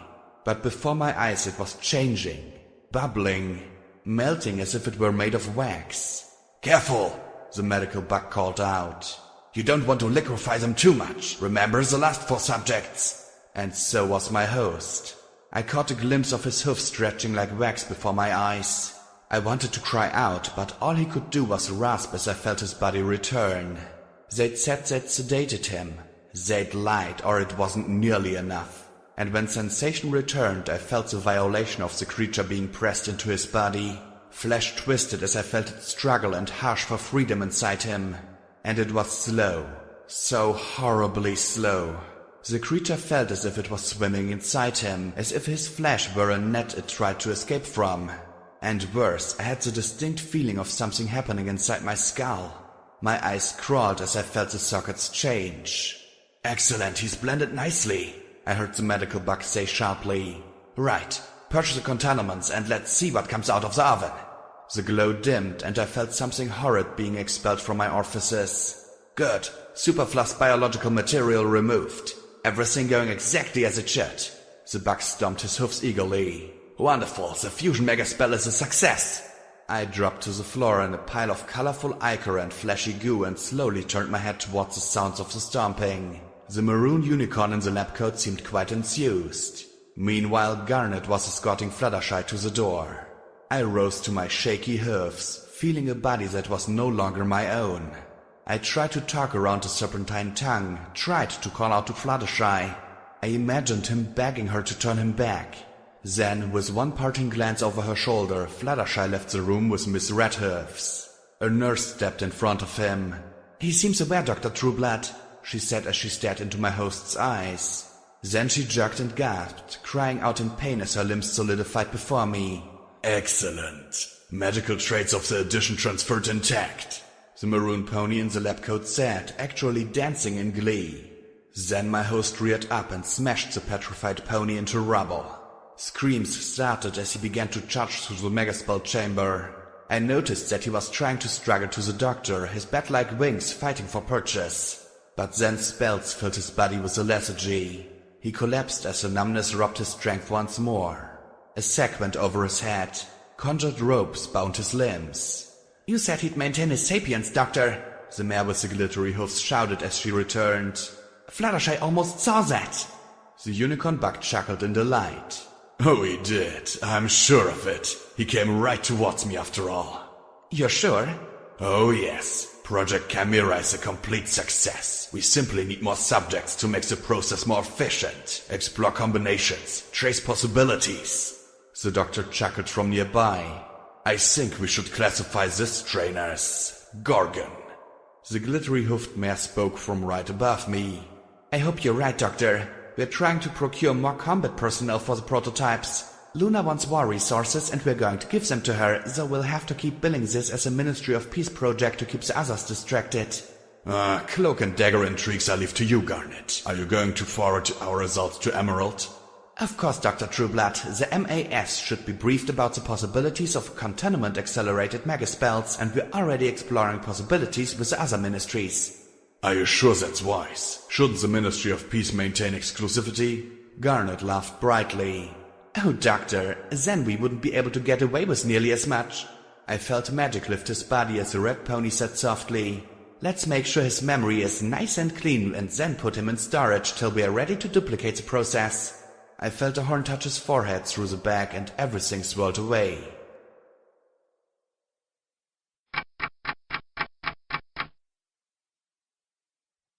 Coming to, I felt myself shaking as the memory left me. Gorgon. Project Chimera was Equestria's monster-making program. And Fluttershy had known, had been involved. She had said to do better. That wasn't better. That was insane. I swallowed hard as I twitched there. After Deus's orb and now Gorgon's, I wasn't sure I'd be able to go into any more orbs for a while. I felt sick at the thought of it. It was like sticking my hoof in the fire. So, where the heck was I now? I slowly opened my eyes and looked around. This was some kind of office, and a fancy one if you looked past the fallen ceiling tiles and rotting floor. Streamers of water trickled constantly from broken and cracked pipes overhead and washed over the moldy carpeting in miniature rivers. The emergency lighting still flickered and twitched on and off. The big desk in the room looked just like the Overmare's. And the open door leading from the office was a stable door, or at least a flimsy half-sized replica of one. This couldn't be a stable, though. No stable had armored windows looking out at the wasteland, as this office did. I walked to the door. It looked like a stable if you'd built one with rooms twice as large as normal. No stable I'd seen had hallways this roomy. I watched the rusty river trickling along the hall and cascading down some stairs. Judging by the cracks and holes in the wall, clearly this place wasn't built as tough as a stable either. A ping sounded and one of the replica stable doors down the hall slid open. Okay, once again, have I mentioned how much I really wish I had my EFS? And my gun? And my barding? And my friends? I really hate being alone, especially in a place that looked remotely like a stable. Stables were not places for lone ponies. The door opened into an elevator, its walls lined with posters. Stable tag, Voyage to the Future, proclaimed one. Save yourself and your family. Sign up today, read another. Looking at the pictures of 10-story stables with swimming pools and internal gardens, I wondered why I'd never heard of a stable like that. 99 must have opted out of those features. And who knew, maybe it had. How many stables had been built? Perhaps stables 1, 2, and 3 had been paradises, but what's the end? They had to replace underground greenhouses with recycling equipment out of a simple need for expendency? I stepped into the elevator, the door slid closed behind me, and the car started descending. As long as I kept my eyes on the walls, I didn't feel the panic building. Too much. 10 seconds later, the elevator slowed and the car doors opened. I stepped into a hall almost completely sealed with rubble. One door remained clear. Written on it in chipped white paint were the words, Stable Tech R&D. The few other doors I could see were open and led to rooms that looked so damaged that they might collapse on me if I so much as sneezed in the general area. I really hoped that I wouldn't have to try them. The door slid open in front of me and I stepped onto a catwalk over a floor covered in work tables. I picked my way slowly around the edges to stairs down to the work floor. An entire wall was almost covered with glowing monitor screens. Looking up at the upper left, I saw a flickering label over a slowly rotating sign. Stable 1 completed. Next to it was an even larger design. Stable 2 completed. And the next. And the next. Some of the monitors were dead. A few were marked as delayed or redesigned, but the majority of them were complete. I saw the sprawling layout of Stable 89 with all its many storage areas and labs. It looked similar to 90 and 91. Then I frowned as I looked at Stable 90. Complete? This stable's not finished, Buttercup had written. A mistake, or had something else happened? I smiled at the sight of 99, despite everything. I never realized how big 99 actually was. The 4 stories of habitation blocks around a central stair linking atrium to living quarters to utility storage to maintenance to reactor. It looked a bit like a tree, curiously enough. And it was complete, if completely fucked up. Over the workstations were more stable designs flickering and rotating silently on their screens. Raptor Hydrostable resembled dozens of bubbles. Was it supposed to go underwater? Sea Star Hydrostable looked more like some sort of floating island. Celestia 1 Astrostable had rotating wheels like a wagon and long sweeping wings like the Luna 1 Astrostable didn't appear much different from the Big Stable 2. Big Macintosh Megastable was positively huge, looking as if it'd been designed to hold thousands instead of hundreds. Scootaloo Aerostable seemed more designed for cloud dwellers, while the Pinkie Pie Aerostable hung from huge balloons. There were other designs that seemed even less concrete. Along the opposite wall were monitors showing the evolution of the terminals and pip-bugs. The first were room-sized monsters, then desk-sized, like many mainframes we'd run across. Then the Personal Information Processor Alpha appeared in the form of a pip-bug so large that it covered an entire pony. The next terminals were small enough to fit on a desk. Beta pipbugs covered most of a limb and still had a backpack. After that, the terminals became more simplified and refined. I could see a difference between a standard, hardened and reinforced terminal. The differences in the pipbugs were far more obvious. The Gamma models were what I had on my hoof, from the slightly bulkier 2000 to the more compact 3000. There was a Delta model too, that seemed even simpler and more flimsy than the rest. Terminals shrank to hoof-sized contact nodes. I wondered if eventually the two would merge. Well, would have merged if things hadn't blown up. There weren't any exits on the first floor, so I climbed back up to the catwalks. Most of the offices of the catwalk were locked and dark, but one was lit by the green glow of a terminal. I made my way to that door. The office within was cluttered in an absent-minded way. There were wadded-up designs piled high in the wastebasket, drawings taped to every available surface, and scale models dangling from the ceiling on fishing line. A full-sized robotic pony stood silently in one corner, looking forlorn and abandoned. There were pictures of things other than technology too. 3 fillies wearing blue and gold capes piled one atop the other, laughing at the camera. The trio, a bit older, proudly displaying their cutie marks. I was struck by how similar they looked. The 3 again, this time mature mares apparently enjoying a night out together. There were pictures of Applejack and one of Big Macintosh and a third of an elderly green pony. The terminal had only one thing on its screen. Area of Inquiry? I looked at it and the keys then typed slowly. EC 1101. The screen flickered once. Hello, Blackjack.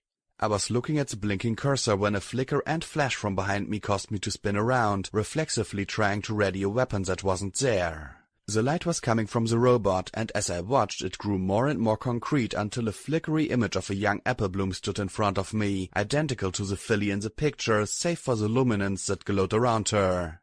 Looking at the strange, glowy earth pony, I relaxed a bit, though not much. Hello? How you got yourself a puzzle on your hoof? The filly said as she trotted towards me. Well, I never got a puzzle solved in Cutie Mark, but most folks figured I was a clever pony. If you don't mind, what the heck are you? I asked in shock. Who are you? She gave me a smile. Well, that's a million-bit question, ain't it? Maybe I'm a pony running things from a terminal somewhere, helping you out. Maybe I'm just a machine doing what I'm programmed to. Or maybe I'm Apple Bloom. You can call me Applebot. Then she looked at my blackened pipbug. Her eyes widened in shock. Well, on sakes, Hot You Fryers 3000, they're supposed to last forever. Lightning? Lightning? The robot sounded skeptical. You got struck by lightning? I nodded weakly. She rubbed her mouth as she looked at the blackened electronics, then she shrugged. Well, that do it. I guess you'll be needing a new one. So, the data's lost? I asked a little weakly as 2 mechanical hands, if you could call the clusters of tools that, rose from the robot's shoulders. The tools on the end of each finger began to deftly remove my pipbug. The little pony smirked. Oh, well, take a lot more than that to kill your data. Thought it was that, something enough to destroy your pipbug alright. And probably you too. You just tried the interface, which I gotta admit is still pretty impressive. She set the device on the table, then trotted over to a metal cabinet. No, 3000. Nope, fresh out of 3000. Looks like you're going to have to make do with the Delta model. A Delta? I asked as I watched her remove a sleek, polished silver pipbug. I looked at it and then at my more bulky model. Do you have anything a little bit heavier? The little apple bloom cocked her brow at me. Well, it's just that I hit ponies with my pipbug. You hit him? She clicked her tongue and said with a touch of playful sarcasm, That ain't no way to treat sensors with electronics. She placed the flimsy silver model and dug out around a bit. Here we go. She pulled out a matte black pipbug that seemed marginally more bulky, but only barely. Was designed for this for the Shadow Bolt, but it never made it into mass production. Setting it next to my old 3000, the robotic hands removed the covering as I watched. So, how's Stable 99 holding up? Applebot asked curiously. Huh? I blinked. Stable 99? I put a whole lot of new stuff in there, was wondering if it worked out or not. Well, it's still working. I mean, I hear rivets complain all the time about leaking pipes, but the recyclers still work like a charm. Well, that's good to hear. I was a little worried about the reprocessors. I know they purifies and remixes the waste. I had to sample check myself. Still, there's still something just off about that. Yeah, especially when you have to reprocess a bug after being removed from the breeding population. The robot froze as she finished removing the casing. She looked back at me. What did you say? You what now? Put dead ponies in the reprocessors. I blinked at her shocked and disgusted expression. What? That's what we're supposed to do, right? Maybe if you like a high-protein diet. She said, still looking a little shaken. Reprocessors weren't made for that though. That's why I installed an incinerator. She gave a disgusted little shiver and then blinked. And breeding what now? Well, in stable 99... And I explained the whole breeding process as a little Apple Bloom's mechanical armatures carefully removed a flat, glowing gem plate. It looked like a wafer of pure diamond with a magical glyph in the center. She placed it in the new pip bag and deftly screwed it into place. Yo, what? Was Applebot's response to my explanation. Well, that's what we're supposed to do. Didn't Stabletech set it up that way? I said defensively. The robot shook her head slowly, the magical hologram flickering slightly as it turned back to the pip bags. Then there was a hiss and a click as the mayor's voice sounded from my pip bag. Hi, this is Goodaloo, and you know what? I'm sick of these recordings. I'm just fucking sick of them. Fuck! The mayor yelled. How'd things get so messed up? I had to do over 1,000 of these. Damn it, I'm just so sick of it all. There was a teary sniff. To hell with it. Okay, again, this is Goodaloo, VP of Stable Tech. You've got yourself one heck of a stable. We made it as good as we could. You've probably noticed you don't have any orchids or food warehouses, right? Well, that's because the machines in 99 recycle all your waste. Purify it, mix it, you know what? Don't think about it. Okay, just don't. It's gross no matter how you slice it. It just means that you won't run out of food anytime soon. So long, she continued sharply, as you keep the population stable. You should have enough contraceptives to last at least 2 centuries. You also need to keep a 1 offspring per pony policy. Keep things stable over there. There's other stuff here too, but you know what? I don't care anymore. I don't care. Do what you have to, but keep things stable. Survive, and do better than we did. Apple Bloom? You two are doing the next ones, got it? I need a fucking drink. 99. Fuck 99. The voice cut off. Those are all the instructions, Kellen. Applebot said. There are some additional plans, but the fact is that by 99 we'll have to largely up to the ponies to decide what they will do. The only restriction 101 has was that it was Earth ponies only. Who knows what they cooked up? She gave a soft sigh. Poor Scootaloo. It wasn't fair to her, but she was the only one who could record those messages. I got tongue-tied and Sweetie just bawled. But how'd we go from that to... I just stared at the enormity of it. It hadn't been some messed up Stabletech rule or bylaw. It was us. We'd created the nightmare P21 and I'd escaped from. I swallowed hard and looked at the hologram-wrapped robot. Are you really Apple Bloom? Marvel? Maybe I'm just a copy of her. She said as she finished and powered up the new black pip bug. Hard to say really, but there's some truth to saying that you shouldn't use yourself as a test subject. Just ain't healthy. She said as the robot's hands slipped the device around my hoof. There you go. Complete with a fully functional broadcaster and terminal interface. At my blank look, she rolled her eyes and then explained. Basically, it lets you contact terminals through your pip bug, if you have the signal source recorded. She then looked down at my pip bug. So, EC1101, it still exists. I felt a shiver go down my spine. EC1101? What the hell is it? Applebot smiled sadly up at me. The keys to the magical kingdom of Equestria, Blackjack. Once upon a time, Equestria had been ruled by 2 princesses. The older ruled because, quite honestly, she was immortal and magical. There wasn't a civil war or a crisis of succession because the princesses couldn't die of old age. Celestia had 1,000 years of experience and the kingdom was familiar with her leadership. She wasn't a tyrant. She didn't have to be a tyrant. The status quo was so comfortable and predictable that Equestria simply accepted her rule. Beneath her was a hierarchy of lesser nobles, tasked with administrating the smaller day-to-day local concerns and maintaining the order of things. Equestria had 1,000 years of near-social stasis. Of course, the return of Nightmare Moon and Princess Luna disturbed all that. It wasn't big at first, but the presence of two princesses prompted a change in attitude across the kingdom. There were many reasons for Celestia to continue, but what if other possibilities were considered? New avenues of thought opened up simply because the societal fabric had altered its paradigm. Magic became arcane science. Nobles found their station questioned and challenged. Businesses arose. Trade with outsiders, both of goods and ideas, exploded. Life was new and good. But then the war came, a war such as Equestria could not have known. And like so many things, ponies were not prepared for its novelty. The violence tore at Equestria, and fear and desperation ripped at its underpinnings.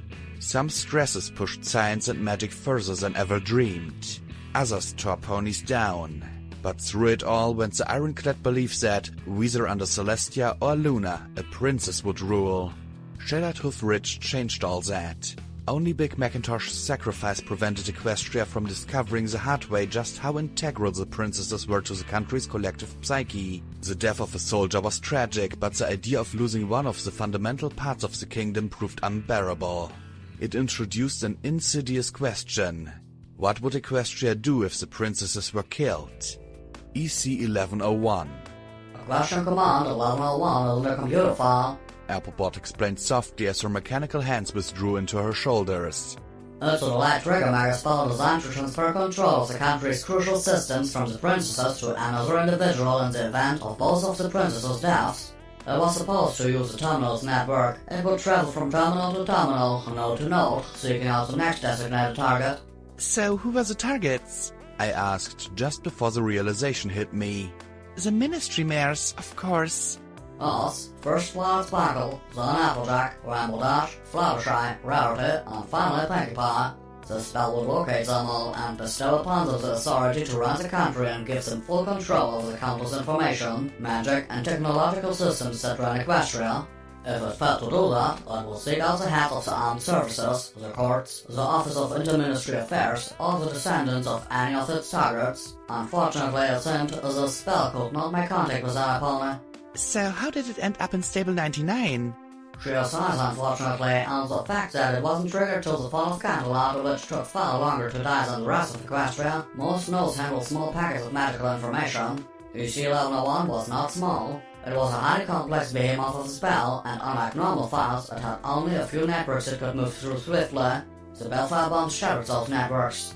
The last jump it made, I suspect, was from the Ministry of Morale's hub in Manhattan just prior to or during the city's destruction. Then the stable tech link between Stable 99 and the rest of Equestria severed, and the spell remained trapped in Stable 99 systems. So, why sanguine after it now? The Ministry Mares are all dead. Every pony's dead. Gee, what a rosy thought that was, Blackjack. Correct. None of the Ministry Mares have offspring, and the likelihood of locating the descendants of the military or judicial branches is minuscule. The spell might recognize a ghoul, but I'm skeptical. Still, it is a key, and I think some pony with the right skills might be able to use it to force an override of something, maybe turn off a security system or break into a database. The fit would be rough though, and it would probably work only 2 or 3 times before the spell got completely wrecked. An idea struck me. Have you ever heard of something called Project Chimera? She looked thoughtful, rolling her eyes as she stared at the ceiling. There, found an index. She nodded once. Project Chimera, OIA project sealed by Royal Command. Her flickering eyes widened. Holy smokes, sealed by Royal Command? What's that mean? It means that Luna personally put her roof down and killed the project. A lot of the ponies involved probably went to jail too. Could EC 1101, well, open it up again? My mane crept on my neck as the little robot blinked, thought, and then nodded. Probably. If a princess locked it, some pony with the princess's access privileges would have to unlock it. How about Project Eternity? Project Eternity, OIA project sealed by Royal Command. Project Redoubt? Project Redoubt, OIA project sealed by Royal Command. Then she blinked in shock. Well now, looks like Luna was cleaning house at the OIA, I wonder why. Me too. I frowned and rubbed my nose with my hoof. Are there any other OIA programs that were shut down by Royal Command? What? I've got Project Steel Pony, Project Party Pooper, Project Starfall, Project Horizons. Applebot paused, then the flickering Robopony frowned in consideration. You want something else that's weird? They were all shot down on the same day, a month before the bombs fell. I heard the soft rustle of cards as I thought about those names. OIA, Office of Inter-Ministry Affairs, right? Who were they? Oh, them. Not much. They acted as liaisons between stable tech and ministries other than the MWT. She said with a dismissive little shrug. A bunch of overworked ponies who were really busy managing the gaps between the ministries. What do you mean by the gap between the ministries? I asked with a little frown. Because that's what the OIA did. Say there was some pony in the MAS that had an idea they wanted to work out with the MOP. The OIA would pass that idea to someone in the MOP. They'd set up things for the two ministries to work them out. Make bridges between the ministries and fill the gaps. Or say some inventor came up with a new talisman, but both the MWT and the MAS wanted dibs on it. The OIA would work things out so that every pony had access without wasting time fighting and arguing. Some ponies like to call it Spice Ministry, but I'm not sure if he was involved. I sighed, feeling the nasty thought. Why would they make monsters then? That seemed to surprise her, and I explained Gorgon's memory orb. That's very disturbing. But while I've no doubt that OIA might set up something like that, it was probably originated as a Ministry of Peace. While most were diligent about helping Equestria and even the enemy, there were some ponies that were decidedly creepy. I sighed, looking at the pipbug with a little grunt. Well damn, as interesting as this was, I have to admit, now that I know what it is, I still don't know what to do with it. I tapped the screen, showing the file name with a hoof. I mean, it doesn't tell me who Sanguine is working for or how to stop him. I frowned at her. Would he be able to use EC1101 to make more monster ponies? Well, that's what Chimera was for, I suppose. Applebot said thoughtfully. So much for just giving the damn thing up. Could I destroy it? That made her pause. I suppose. Sure, not even your Pipbug spell matrix will survive something like a Bellfire Blast. Applebot replied, and I felt staggered. That's what it would take? But I assure you want to. You don't know what those other projects are or who you might be able to help. Great. Guilt trip me with that. I just wish I could find some offspring of Applejack or Pinkie Pie and shove it in their lap. And then what? I started fiddling with the new pipbug, checking some of its features. Huh, the EFS was blue instead of amber. That was at least 20% cooler. Yeah, unless you're some long-lost descendant of Twilight Sparklers, not much good to you, she said, looking sympathetic. If you want my advice, EC1101 was en route somewhere when it got stuck in Stable 99. If you can get it to where it was going, you might find some answers about what's going on and who's really after it. So how do I do that?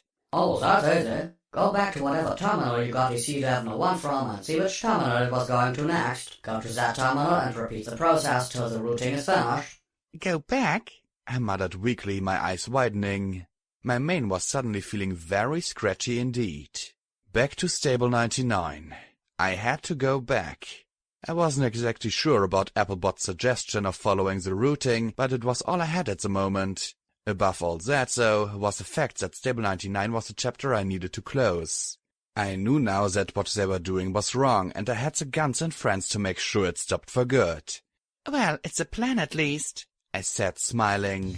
God, I think that whatever you do, you should track that. And then there was a ping and a crackle as the illusion wrapping around Applebot flickered and the small robot slowly keeled over. With a clatter it sparked and the illusion disappeared. Then automatic fire ripped through the windows of Applebloom's office and I fell onto my side. The robot gave a buzz and the light in its eyes went out. Gonna try and take me alive? I shouted at the tops of my lungs as broken glass settled over me. A rock flew through the shattered window and bounced off the top of my head, making me curl up as it landed in front of me. An apple-shaped rock with a bright red band around the middle. Reflexively, I threw it back through the window as I dove for cover under Applebloom's desk. The grenade erupted into a sheet of flames that splashed over the desk and the ponies immediately outside. I grabbed Applebloom's terminal and yanked it hard, snapping its cords. Floating the terminal in front of me, I raced out of the burning office and onto the catwalks. The Earth pony was scrambling, trying to extinguish her armor and bring her automatic pistol to bear on me at the same time. Another started taking shots that sparked and pinged off the terminal housing. I looked down and toggled SATS with a sword. In that moment of accelerated time, my horn flashed thrice and her head transformed into grey, red and white pulp. Sweet goddesses, how I loved SATS! Now I had a gun and a terminal. I lifted the former and heaved the latter at the mare with a similar 10mm automatic. She dodged away as I raised the pistol, took aim and carefully planted a quarter of bullets in her face and throat. There were still a lot more red bars on my cool blue EFS though as I swept up her gun. I wished I had time to collect bullets. Arius, she's up there! Shouted a Colt from the far side of the lab. The catwalk was clear and I raced for the door. Suddenly a plume of flame sprayed up through the grate and swept towards me. Burning office behind me and plume of flame to the front, the only way to go was down. I leapt over the catwalk railing. My tail, a little too late to avoid the spray of flame, trailed smoke. I landed, my legs giving a resounding pop as something gave way. I rolled and slid across the grimy floor, ending up underneath a work table. I heard a ping of a grenade bouncing off the top before rattling further away and then detonating with a fiery whoop. Something walked with ominously slow and heavy steps. The rest were moving fast. One slid across the floor with a victorious look in her eyes. Our gazes met and her jaws worked the trigger. My horn was faster and with a pop ejected the clip. That didn't stop the 10mm round still in the chamber from thumping meatily into my front leg, but nothing she could do prevented me from filling her with a half-dozen rounds from both guns. Struggling to my feet, I snatched up her clip in my teeth and kept my head low as I limped as fast as I could, hoping that the smoke filling the room would screen my movements. A wall of flame sprayed across my path, cutting off the stair back to the catwalk. I backpedaled from the heat so quickly that I fell over. I looked at the source of the flame. The Steel Ranger power armor had been spray-painted a brilliant cherry red with a fireball on the flank. A heavy incinerator was mounted on one side of the armor and a grenade launcher protruded from the other. Shit, I was dealing with a flaming deus. And worse, I doubted these bullets were going to cut it. I hobbled my way forward as two other ponies ran around to cut me off and finish me. I screamed around the clip in my jaws as I strafed the pair. Then I body slammed into one, collapsing into a tangle of limbs. The other mare was so eager to finish me off that she sprayed bullets into her teammate. I hauled the corpse over my body as a meat shield, hissing in pain as two more holes opened in me. My head started to spin. Be strong, a little orange pony told me. I ejected the spent clip and slammed the one in my mouth home, narrowing my eyes as I clutched the body over me like a macabre blanket. She had no such cover, and my bullets raked across her until she finally fell. I swallowed, fighting the urge to vomit. I could hear Arius walking closer and saw the remaining two red bars. Still, I needed healing desperately. Digging through their bodies, I found two cloudy grey potions and grimaced. They tasted like sour milk, and they didn't do much for my injuries. The medics helped far more, letting me haul myself to my hooves. She's getting up! Moving to your left! The Colt called out, and I reversed as grenades clattered in that direction, filling the air with more patches of crackling magenta fire. There was a hiss, and from a few feebly glowing talismans sprayed cones of water. I doubted it would be enough to fight the kind of blaze that Arius was creating, but it washed out some of the smoke and made it easier for me to sink. The Colt was tracking me somehow. Not with an EFS. I was pretty sure the power armor had something like that. This was something giving him the distance he needed. I ran, limped horribly with my legs threatening to make me fall flat on my face with one wrong step in the direction of the door again.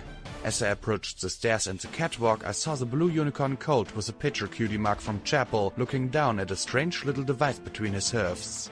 Then he calmly levitated a revolver and started blasting away at me. Falling on my face in the slippery pool of cold water was the only way I could keep from eating some more rounds of lead. I rolled over and pointed the pistol at his face, but he just smirked with certainty and fired again. Damn it! Sure, he was a Colt, but he was shooting at me. Why couldn't I blow him away for that? I scrabbled through the water as his bullet took off the tip of my ear. The Med-X wasn't enough to fully keep the edge of the pain as I staggered ahead of Arius and out of the blue Colt's field of fire. I just needed a healing potion, and to stop bleeding, and for the world to stop spinning. I limped along in a circuit. Arius had swapped for fragmentation grenades now, lobbing them with infuriating accuracy. My tail was both ragged and scotched now, and my butt was laced with superficial holes from chunks of shrapnel.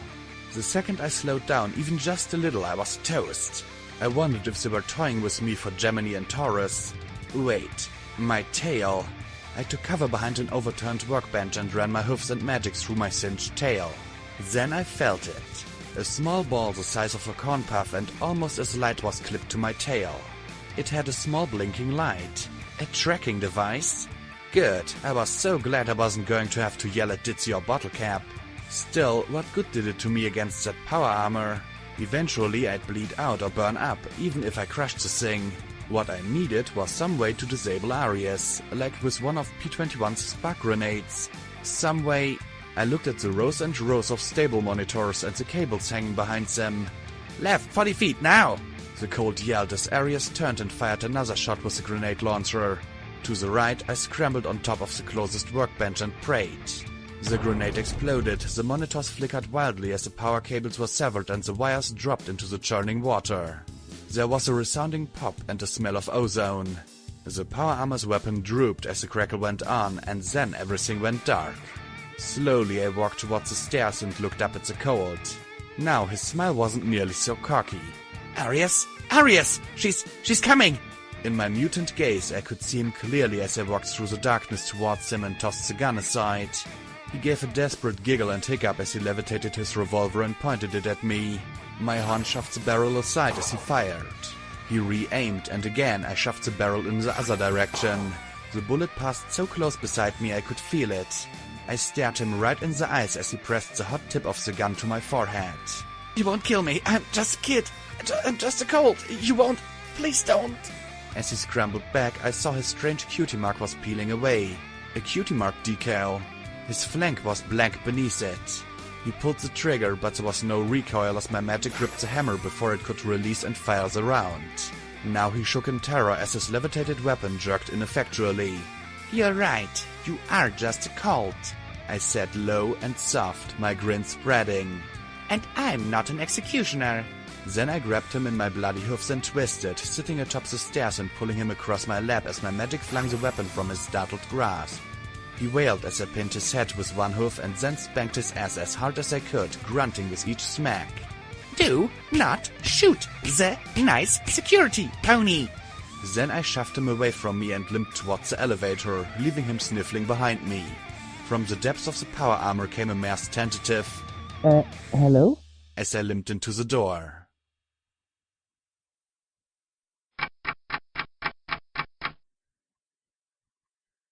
I made my way back to the office I'd awoken in and found my way up to the roof. Ditzy waited nervously with Silverbell as each of my friends, who technically hadn't come with me to the meeting, stood watch at a different corner of the building. Well, 3 were watching. Rampage sat loogies over the edge. As the doors slammed shut behind me, Rampage looked up and noted the new holes in me. Her face split into a grin. So, run into any trouble? My smoldering look gave them their answer. Really, it was my own damn fault. I'd said, wait on the roof and keep an eye open for trouble. Not, stay 10 feet behind me and keep quiet. The Zodiacs had gotten in some other way and my friends had been up here the whole time. I flopped onto my side, dug out an orb and got ready for the flight back.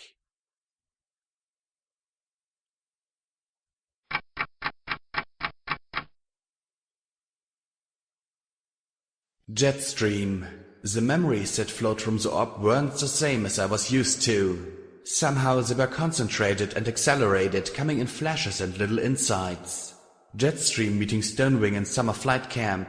The pair learning to fly together, she with ease and he with difficulty. There's a race between them and some rivals, but a thunderstorm brews. A gust of wind blows all of them into a mountainside with the exception of Jetstream.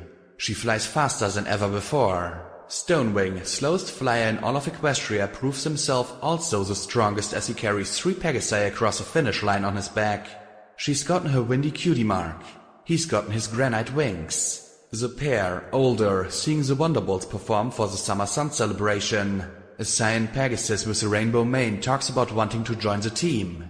He can't take his eyes off her. Jetstream can't take her eyes off him. They're sitting together in his home in a city of clouds, reading about the rescue attempt and the deaths of so many Wonderbolts together. He wonders about the mare. She just sighs and looks away. They meet behind the weather factories. He tells her he's going to enlist. She tries to talk him out of it. They show up in basic training together. Stonewing lifts Big Macintosh on his back. He gets applause for the first time in his life. She smiles, so happy for him. They fly in their first battle together. Griffin Mercs can't resist the slower flyer, but their rifles can't drop him. She picks them off one by one with lightning passes. After the battle, she receives commendations from their captain, Cupcake. She tries to give credit to Stonewing. He just shakes his head with a smile and limps away to the medic. Dinner on a boardwalk with the Marauders. Doof challenges Stonewing to a garlic-eating contest. They eat bulb after bulb. Doof goes red, then green, then he loses. Stonewing eats 3 more bulbs. Jetstream gives him a victory kiss anyway. They watch the fireworks over the bay, her head resting on his firm shoulder. Another mission. She's hit and spirals down. Zebra ninja warriors swarm in. Stonewing lands among them like an avalanche. A bayonet catches him in the throat, ripping it open. His wonderful bass voice goes silent forever. He doesn't fall, standing over her till the rest of the Marauders extract them. A dinner alone on a mountaintop. She's going to do it. She's ready. She's going to tell him. She's going to let him. But there's an explosion in the village below and he's on his feet, flying to help. She watches, realizing how alone she'd been before flying after him. The bombing at Prance. She tries to get him alone. She tries to tell him how she feels. He listens. He smiles. He shakes his head and kisses her forehead. He breaks her heart as gently as possible. She's grateful for the bomb. An argument. She wants to leave. He wants to re-enlist. She can't see the reason. He just shakes his head. She's had enough fighting. He's not done yet. She signs a paper to stay another year. They watch the rocket rise on a pillar of flame. Stonewing grins like an eager colt. She smiles and can't help herself. She rests her head on his shoulder again, hoping he can't feel her tears. Brimstones fall. She sees the sniper. She starts to open her mouth. The bullet strikes him in the neck and he falls like a brick wrapped in a dirty sheet. She flies to save him, to repay him, but the medics load him on an evacuation wagon with a tag around his hoof. An argument. Big Macintosh tells her to be strong. Tells her that it's alright. Tells her the war can't last forever. Tells her to remember Stonewing and all they'd done together. She cries out and strikes at him. She hits him again and again as the rest of the squad looks on. She sits alone on a cloud. Vanity teleports to her. She tells him what she needs. He tells her it's a mistake. She asks once more. He kisses her cheek softly, tells her he understands. Her eyes widen as he touches his horn to her brow and takes the tears away.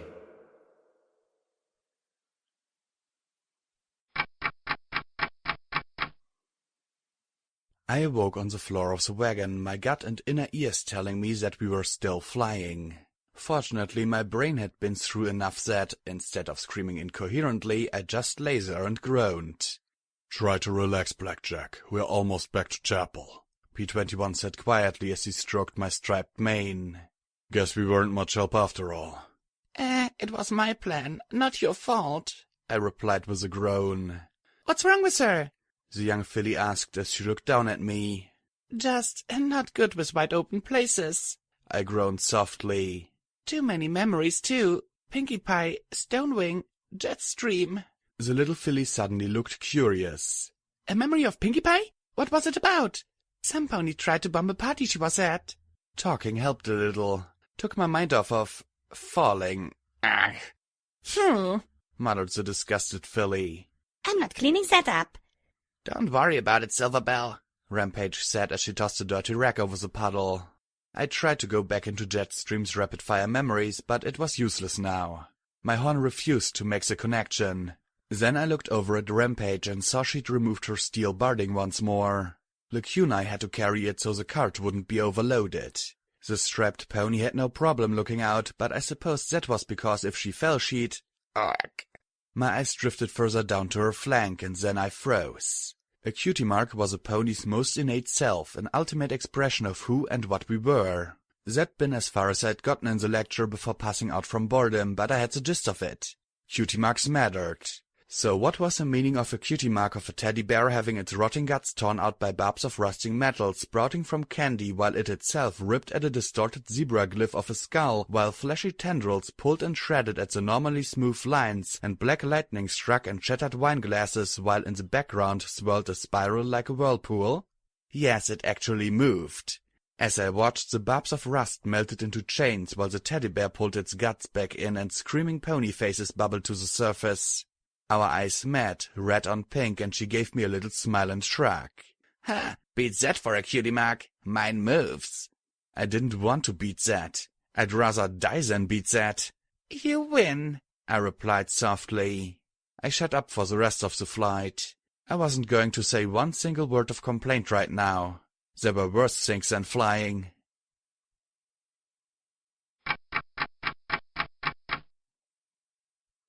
Rose's funeral was something of an aberration. Few ponies actually left bodies to be buried when they came to chapel. The sentry beams turned all pilgrims into ash. Still, she'd left Thorn behind and I'd asked the priest if he would allow it. I hadn't expected any pony else to be here. To my surprise, the entire town attended. The Crusaders marched out en masse to support Thorn, and I suspected that for them this was a service for their lost parents as well. The hoof full of adults remained in the back. Lacuna looked right at home in her black lace. After my flight in the Stable Tech R&D building, I limped as badly as P21 as we walked out to the field. Rampage was not in attendance. I could have asked his permission. She might have come. Of course, this was the moment the clouds started to threaten rain. Well, my cold couldn't get much worse, could it? Priest stepped next to the sheet wrapping Rose's body, bowing his head respectfully for a moment before speaking in his soft, clear voice. We all have a journey in our lives. A path to walk, a road to take. Each of us walks that road in our own way and at our own pace. Sometimes alone, if we must. Sometimes with others, if we are lucky. The fillies and colts around Thorn nudged her gently, reminding her that she wasn't alone. She was a crusader now. The road may be dark, it may be hard and painful, and all too frequently it is cut short by another. We walk these roads as we are able, whether with vigor and excitement or a heavy load. But we all walk. Rose's road has come to an end like so many do in the hoof. It was not a noble road, but while there was the blood of others upon it, there was also virtue. A love for a daughter and a wish to keep her safe and protected. So if some would speak ill of the dead, let them do so when the past are not present. I'll bring cake to your funeral. You mean I get one? Sweet. How many lives had I ended that had never gotten this opportunity? Had Air Duct and Vent received one? Where was the funeral for Scoodle? For those 40 nameless foals? For Tumbleweed and 11 zebras? Where were the kind words for U21? For Vanity? For Gorgon? For Deus? I did not want to die alone and forgotten. Your road is at an end, Roses. Rest in the embrace of Celestia and Luna. Let the goddesses receive you with their peace and mercy. We bowed our heads, and then 6 unicorns, myself included, reached out our magic as one and lowered her down into the earth. The assembled ponies shuffled by. Medley dropped in a poem or a note. Priest set a drawing of Thorn upon the stained linen. Charity laid 2 bottle caps beside her. Glory a feather. Me, 2 of the little golden flowers. The young earth ponies then took whatever spades they had and started to fill in the dirt. Harpika lay beside Thorn, holding her close under her dried and desiccated wing with an air of having done this many a times for a foal. Ditsydu's leg held Silverbell closely, the overcooked ghoul nuzzling the jagged scar on the filly's brow. As the dirt piled up, Thorn began to sob. Mama! Mama! Then a second later she wailed, Rampage! Rampage! I felt myself start to shake. I was already crying, but I had to hold it together. There was one last part. Glory had suggested it. P21 had agreed. How could I not? Slowly I lifted the contrabass from its case and stood on my hind legs. You hold it like an earth pony. I rubbed my cheek on the cool wood and whispered softly, Please, don't let me mess up. Priest's sheet music floated before me. I levitated the bow to my hoof, pinched it behind my fetlock, and dragged it slowly across the strings. As the contrabass's slow, sad notes rose over the sound of spades, it was joined by a violin. I looked at Charity in amazement, the filly giving me a grudging little nod as music rose from her glowing horn. I still didn't like her, but for this there were more important things than what I liked or disliked. Priest calmly added the notes of a deeper stringed instrument. I don't know what adagio for strings meant, but as the music rose and fell, rising and falling, I could only feel my own disgusting and diseased heart trying to lift with it. And it hurt. Oh, how it hurt. It didn't matter if I cried. The rain was falling now. Higher, higher. Just a little further, the instrument seemed to say. Higher. Silence. I hung my head as we played the last few chords, my heart starting to beat once more in my chest. I don't know what magic let me get through all that, but when the last note died, we were left with only the hissing rain, a muddy pile of dirt, and a piece of wood marked simply Roses.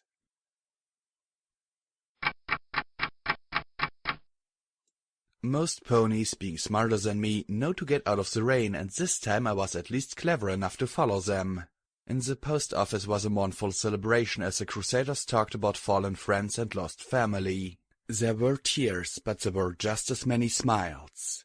This was a funeral for far more than just roses. It was a funeral for Scoodle and for every pony who had died yet was remembered.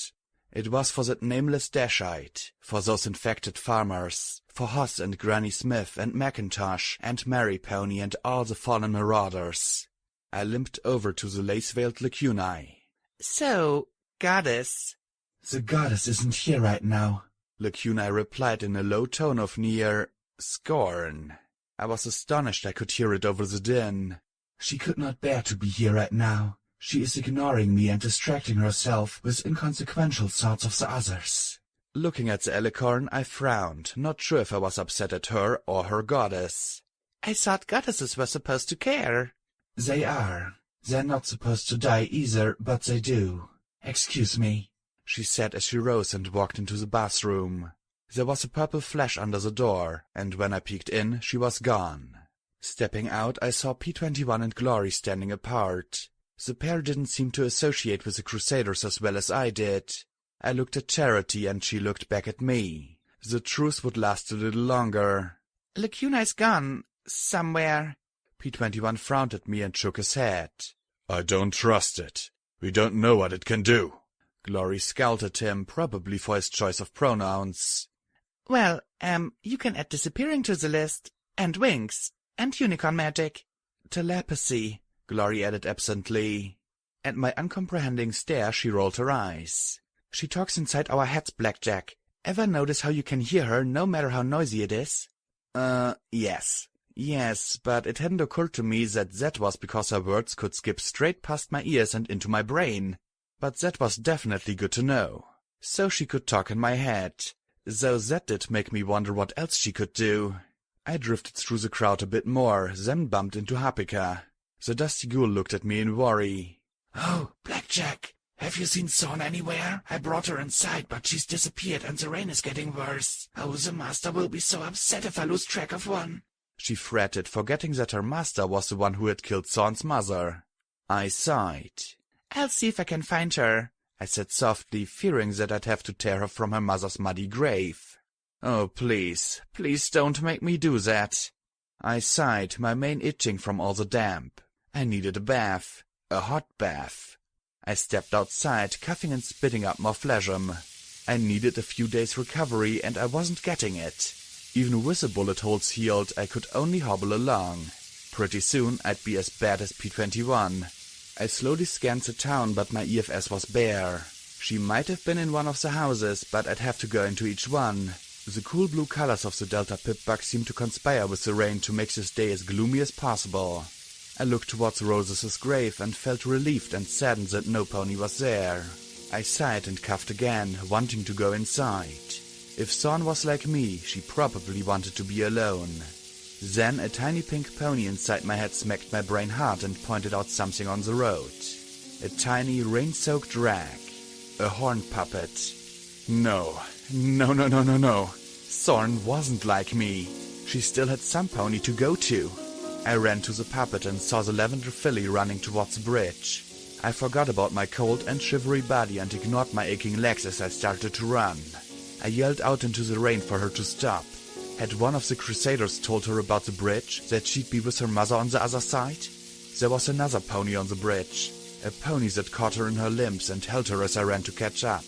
Rampage, missing her armor, just held her in her hooves as Thorn sobbed horribly into her shoulder. I stopped, lungs burning, legs feeling as if they were about to break. Her cutie mark seemed to still, the rest blending away into the image of the teddy bear. Shh. It's all right. Rampage! Thorn sobbed as she hugged her close. It's okay. She said as she held her. I struggled to tell Thorn to step away, for all three of us to return together. Don't make me shoot her in front of you. My eyes met Rampage's. I jumped into SATS, toggling 3 magic bullets. My useless, exhausted little horn let out an animatic flicker and went dark. Her teddy bear melted away. You'll never hurt again. The rain hissed as a grunty pop filled the air. It's okay. Rampage said softly to the bloody mass, a bony equine skull grinning at me from her flank. It's okay. You'll never hurt again.